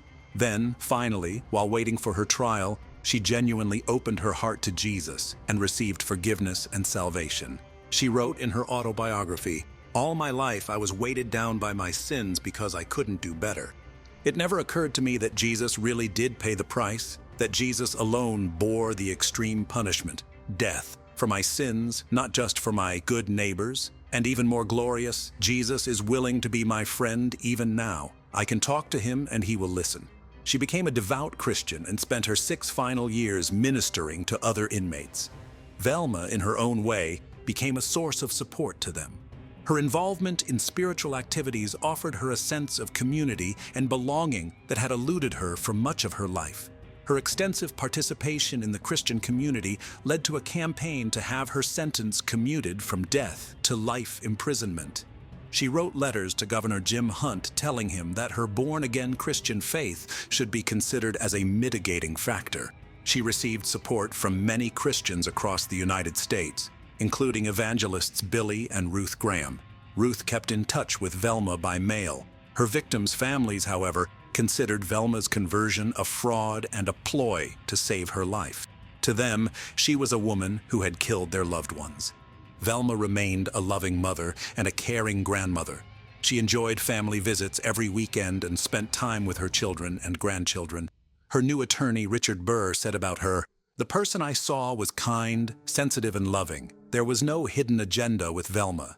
Whenever you were with her, she was who she was. From what I understand, that's how she lived her life in prison. So, from the very beginning, I believed that when she committed those crimes, it was not the Velma Barfield mentally and emotionally that I was seeing and getting to know." Burr believed that Velma's pretrial evaluations were inadequate, so he turned to psychiatrist Selwyn Rose. Dr. Rose evaluated Velma in 1980 and testified in the state court. He said that she suffered from 3 disorders: a multiple prescription drug abuse disorder, an underlying personality disorder, and depression. However, Dr. Rose never felt as if he had put together a complete picture of Velma. As Burr had no license to practice in North Carolina, he now assisted Velma's new lawyer, Jimmy Little. As time was running out, Velma's son, Ronnie Burke, asked her if she had killed his father. She replied, "I'm sure I probably did." She couldn't remember clearly, but she believed that she had left a cigarette or a match in the bed and then closed the door, leaving her drunk husband to sleep in their burning house. She also admitted to the pastor who helped her write Woman on Death Row that she had murdered Jennings Barfield. Velma said she was glad that this was finally over because she was afraid that she was going to poison her grandchildren. She didn't know why she did it, but she did it, and it was not something she could stop. North Carolina's governor refused Velma's request for clemency and said that her victims had been literally tortured to death. Additionally, an appeal was made based on testimony from a psychiatry professor who asserted that she suffered from dissociative identity disorder. Professor Dorothy Lewis, professor of psychiatry at New York University School of Medicine and an expert in violent behavior, picked up patterns of manic episodes in Velma's earlier life associated with the development of a manic depressive disorder. She said she had talked to Velma's other personality, Billy, who told her Velma had been a victim of sexual abuse and that he, Billy, had killed her abusers. The judge responded to this by saying, "One of them did it. I don't care which one." Velma's final appeal was filed on October 30th, 1984, in the North Carolina Supreme Court, based on her being incompetent at her original trial due to her drug addiction. This appeal was denied in federal court. She told her attorney, Jimmy Little, to drop all appeals the day before she was executed, explaining that she wanted to die with as much dignity as the state of North Carolina will allow. Her last hours were spent in reflection and prayer, seeking comfort in her faith. As she was preparing for death, the famous pastor Billy Graham told her over the phone, "Velma, in a way I envy you because you're going to get to heaven before I do." Velma was executed on November 2nd, 1984, at Central Prison in Raleigh. She released a statement before her execution. "I want to say that I am sorry for all the hurt that I have caused. I know that everybody has gone through a lot of pain, all the families connected, and I am sorry, and I want to thank everybody who has been supporting me all these 6 years. I want to thank my family for standing with me through all this, and my attorneys and all the support to me, everybody, the people with the prison department. I appreciate everything, their kindness and everything that they have shown me during these 6 years." As her last meal, she chose a bag of cheese doodles and a Coca-Cola. She received final visits from her family members and friends. She wasn't scared and told one of them, "When I go into that gas chamber at 2 a.m., it's my gateway to heaven." She was wearing pink pajamas for the execution. A stethoscope and heart monitor were taped to her chest. The wheeled gurney was brought to her cell, and she was fastened to it with straps across her body and legs. Then she was wheeled into the execution chamber shortly before 2 a.m. Crowds of pro- and anti-death penalty demonstrators gathered outside the prison.